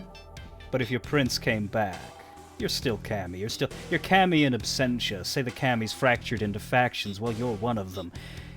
You just might not have as much backing from the suits. Well, it sounds like you've got a seneschal in your corner. That's a pretty high rank. Why don't you use him? Perhaps he can be your counterclaim to acting prince. He's a dipshit. You couldn't use him no matter how hard you tried. He's in as a footstool. Stick a hand up his ass and make him your puppet. What can I say? Says Sapphire to the side. But anyway, Church doesn't care what you do. Church shakes his head and says, "Right, so what you're saying is that the Camarilla is a mess, and that mess is going to sort itself out, and they may or may not seek to wipe us out when that's done, so we should back you, because if you win, they won't wipe us out." That it? I'm saying the enemy of my enemy is my friend, and since we were kind of trying to make friends from the get-go, I'd like to keep at least that intent. What do you know about the ones that we don't have accounted for? And he says that he knows that Addison's head was ripped off. He saw that himself. Addison was the leader of the Ventru Anarchs. He says, I know Derek went down fighting. That's the leader of the West Bank boys. And he says that... No, not Derek. Yeah, I know. And he says that Stavros is now in charge of them, which is the dog lover. Yes. He knows those two are dead. He knows 3 other anarchs that are more rank and file that he says that he knows are dead. He knows that the goddamn Ravers all made it out alive. Apparently they were too stupid for anyone to attack them. I mean, would you? You might get drawn into a conversation with them, and quite honestly, they are not present at the meeting. So they're all fine. They are the only faction that lost no one. But then he says that there are, 4 missing bodies, and 2 of them are rank and file. He says their names, and you note down to ask other people maybe later, but it's not important. But the 2 that he says that they, are they dead? What happened? I didn't see them go down. What happened? Flanagan and Arkady. Haven't been seen since Elysium. Do you know anything? Not yet. Well, maybe do we tell him? Hmm? I was gonna say, maybe we should tell him about Crimson too. Do you say that or think that? Because if you say it, he's hearing you.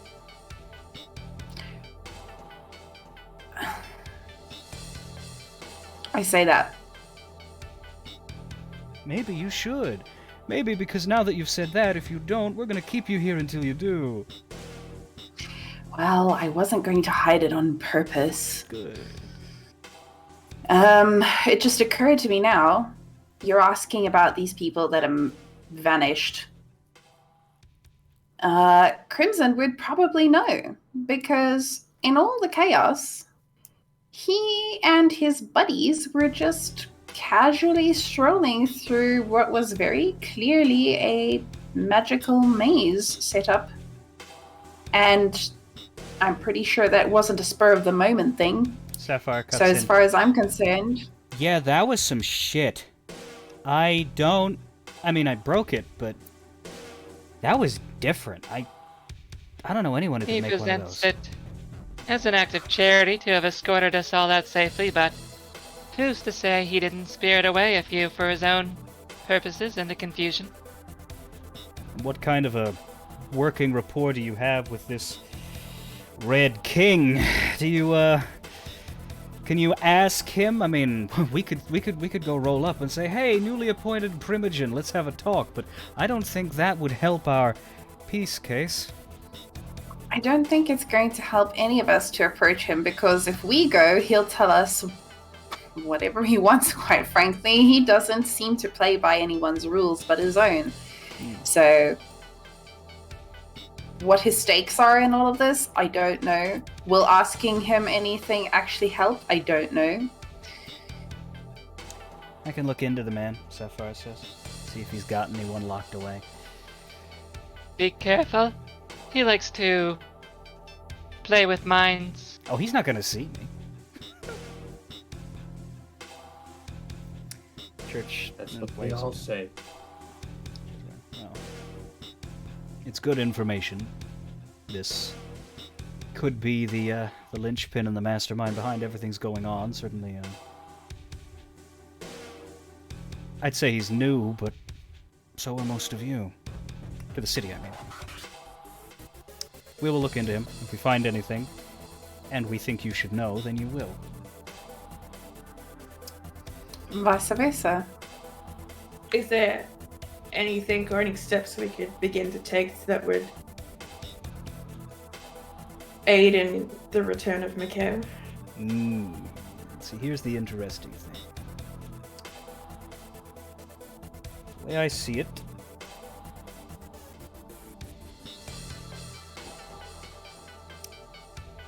there are two layers going into keeping him in our custody. Number one is the good old hostage leverage. If it happens that we're being lied to and that we need a fail-safe to keep ourselves unattacked, he comes in handy. The other is the simple fact that I know firsthand how dangerous that man is, and letting him free means he might be part of the next time we are attacked. So, he will be yours when I am satisfied that we are not in danger. And we are not in danger when your Camarilla has sorted out its shit. And, there is a clear head who is not interested in declaring war. I don't care if it's one of the people you hate, so long as they are not stupid enough to want to try us, because, as I've said, it's not a war that either of us wins. Well, I also would like to point out that whether or not we hate someone is kind of irrelevant at this point, because clearly the people we dislike are the ones who are plotting our demise. So, right now we have a common enemy. Hopefully. What happens if your prince dies? Who runs the show? Well, then we're in a lot of shit, aren't we? You gotta think ahead. Honestly. Not a question I would like to have. But it's a situation you may face, and I will feel more confident in the four of you if I know that you've planned for eventualities.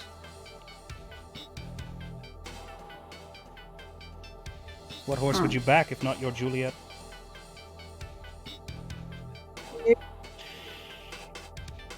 Well, the problem is we might as well be out of the job if we lose our prince. I mean, do you honestly think Gwendolyn is gonna keep us around? Oh, hell no. I don't know your Gwendolyn. She'd have her own lackeys to a point, I'm quite sure. Mm-hmm. Let me be clear. Someone she can rely on and who will keep her backstabbery, backstabbing. I draw a distinction between the four of you as Camarilla agents versus the four of you as individuals.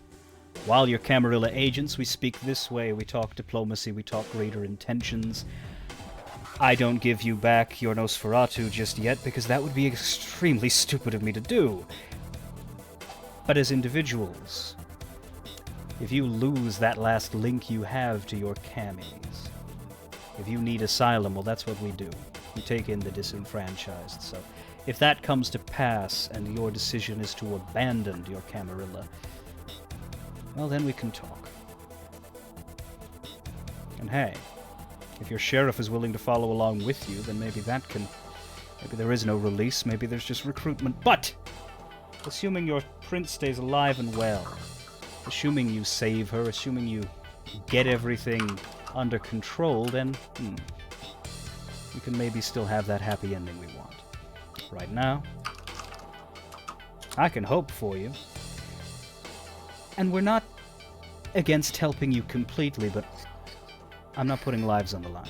If you can give me concrete evidence that some of mine have been abducted by this Crimson, then I will be right next to you when we raid his base. But if he doesn't... At this point, I look at Katya and then at Flynn. Say, well, I guess we have some planning to do. I don't see any sense in wasting time. Shall we return to base? Sounds fair. Mm-hmm. Sapphire waves. You know my skill set. And I do think I have bodily autonomy, boss, right? Jesus Christ, Saph, of course. We've done an operation together before. If you need me for anything, I might be more amenable than the crew, so to speak. Thanks. Thanks, Savs. Can I just text you next time? You know me and phone calls. Well, yeah, because next time I'm sure the stakes will not be quite as high as we were attacked at a sacred no violence party, and I don't know if you're texting me to say, "Hi, Saph, I'm really sorry. We should get a meeting in order to discuss next steps," or "Hi, Saph, I'm really sorry. We should get a meeting so I can stab you." So yeah, I called because I wanted to hear your voice because people lie better in text. Wait, people can lie in text? You should try it sometime. It's enlightening. Perhaps you can teach me over a couple of cocktails sometime. Maybe. Let's work on building the trust back one day at a time. Fair. In conclusion, Church says, well, I would call you my friends as I used to, but right now I will call you my on probation and under review potential associates. Can we acronymize that? Because it's a bit long. Probably. I hope the next time you see me, you have good news, you have some information. Again, if you give me a reason, I will support you, but it's gotta be a good one. As for your sheriff,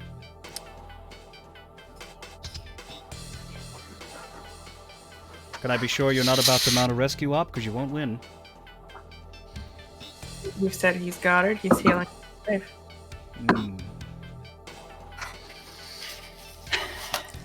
You're happy with that? You don't want to see him?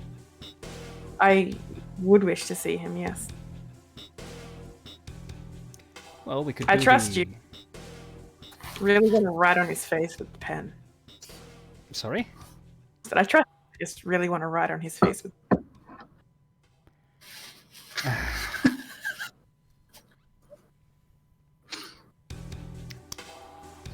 We'd give you access to a video feed of him, but it seems he's one of those Nosferatu that don't do too well on camera. All you get's a fuzzy mess.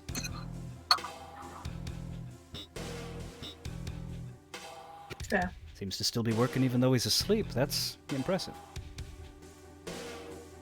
He's a very dedicated man. If he happens to wake up, and I doubt that unless he's a saint, then we will still hold him. I presume he won't attempt to take on 30 of our guys at once. We will attempt to hold him, and we would arrange for you to be able to speak with him. But for now, he has nothing to say. I understand. Any further comments, questions, offers to the Anarchs? Not at this time. Do you leave the question of the mansion stuff, like the idea of Sapphire having magic? Do you bring that up, or doesn't feel like it's safe to do so yet? I think it's up to Joanne, but I think we want to do it at some point. It can be brought up to her alone at a later date rather than in front of everybody, or it can be brought up at this meeting now. We don't have too many later dates. Is the only issue. Yeah, well, the bodies are gonna rot, and they need to be there. It isn't something we do this session though, but we could you know, The bodies have do you already bring it? Yeah. before. Do you raise it with Sapphire, or do you leave it at this point? I think we should raise it. Okay. And then just say, you know, sort of as a thing, like this is something that would help us get a step closer to our goals, and it would be minimal risk for their parties. So you're inviting me into the Camarilla Prince's beaten up, body-covered mansion. You must really, really believe in this woman's magnanimity. Most Cami princes, abducted or not, they hear you brought an anarch into their home. Oh my god, you'd be deader than you already are. Jesus. Okay. Oh, what did I say? Church looks as... Most of us are here for her. You don't think this is a trap? Probably not. Look, if I die, I owe you $50, eh? It helps. If you truly believe this to be a trap, I volunteer to stay here as collateral while she goes. We already have You could also ring collateral. up Selena. If Sapphire doesn't come home, I know somebody who doesn't come home to you. You could also give Selena a You're ring. saying that.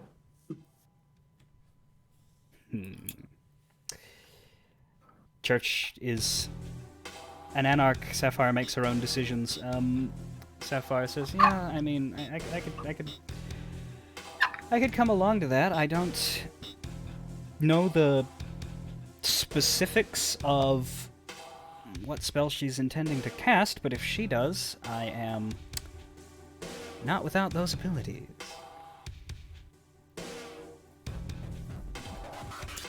So that can be organized. And that can be something that gets done pretty early into next session, given we're running low on time here. Nothing else for the Cool. Anarchs? Okay, No, I think that was it. so we would move into wrapping up. Is there any shorter or just not incredibly lengthy solo things that anyone Well- wants to do? New line. For the group, To bring something up. Okay. Joanne, I was just go. Sorry. Go ahead. yeah. Like when we're walking outside of the crap when you're out of house, earshot of all the New Line Anarchs. was like, Joanne, would you mind explaining that slip of the tongue? The what? You said you saw Juliet. Funny you should ask. I was actually about to say one thing that we should do when we're out of earshot of everyone is go, so, by the way, as I was answering the phone, kind of saw Juliet for a split second. It was unexpected, a bit weird. When like I describe what I saw, that she's staked, she's alive, she doesn't look like she was tortured or anything, but yeah, she's still not in a good place. And all I can tell is that it's a stretcher-ish thing. Stretcher? You mean like an ambulance, a stretcher? Yeah, kind of. It didn't look fancy. It looked old and dusty, but it had her on it. Could even be like, you know, those camping cot stretcher things that they have.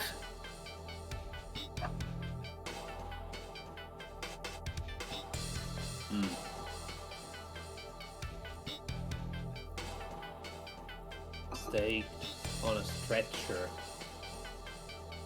Does that not ring a bell?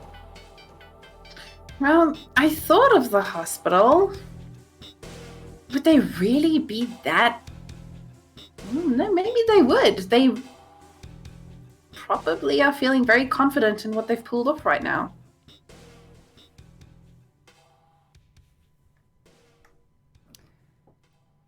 Did Katia have I had a thought. an idea? It's not one that I'm proud of.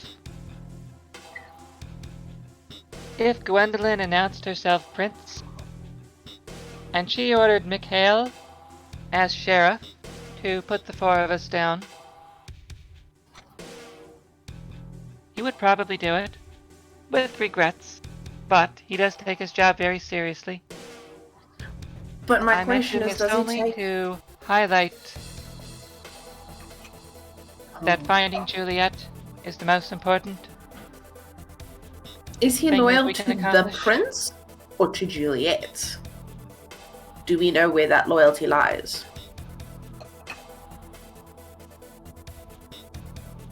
If you were to ask me to be a judge of character,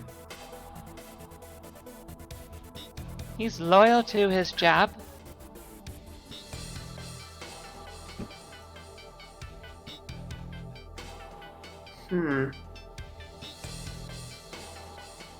Now, the question here isn't whether Mikhail cares about the prince or Juliet. The question is whether Gwendolyn cares about Mikhail. Like, do you think Gwendolyn would be using the same staff members if she was trying to oust Juliet and her crew?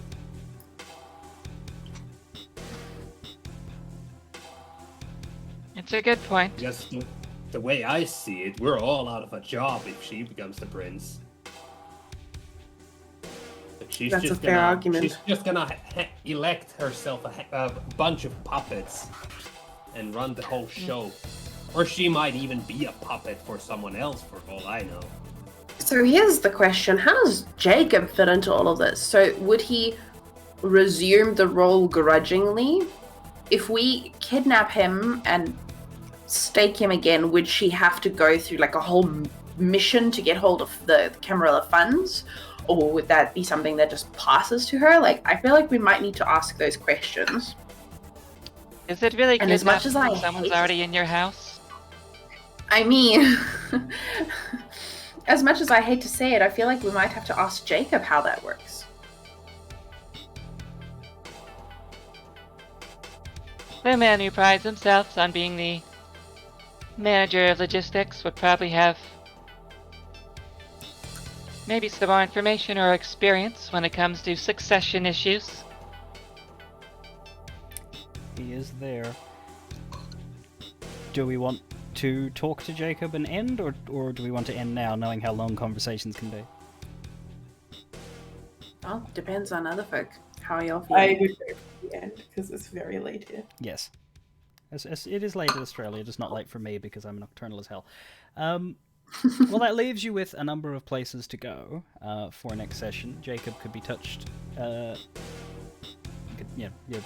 Jacob could be talked to about succession.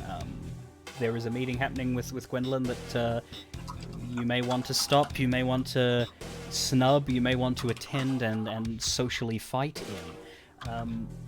There is an outstanding offer to talk to one of Crimson's people to get information from them.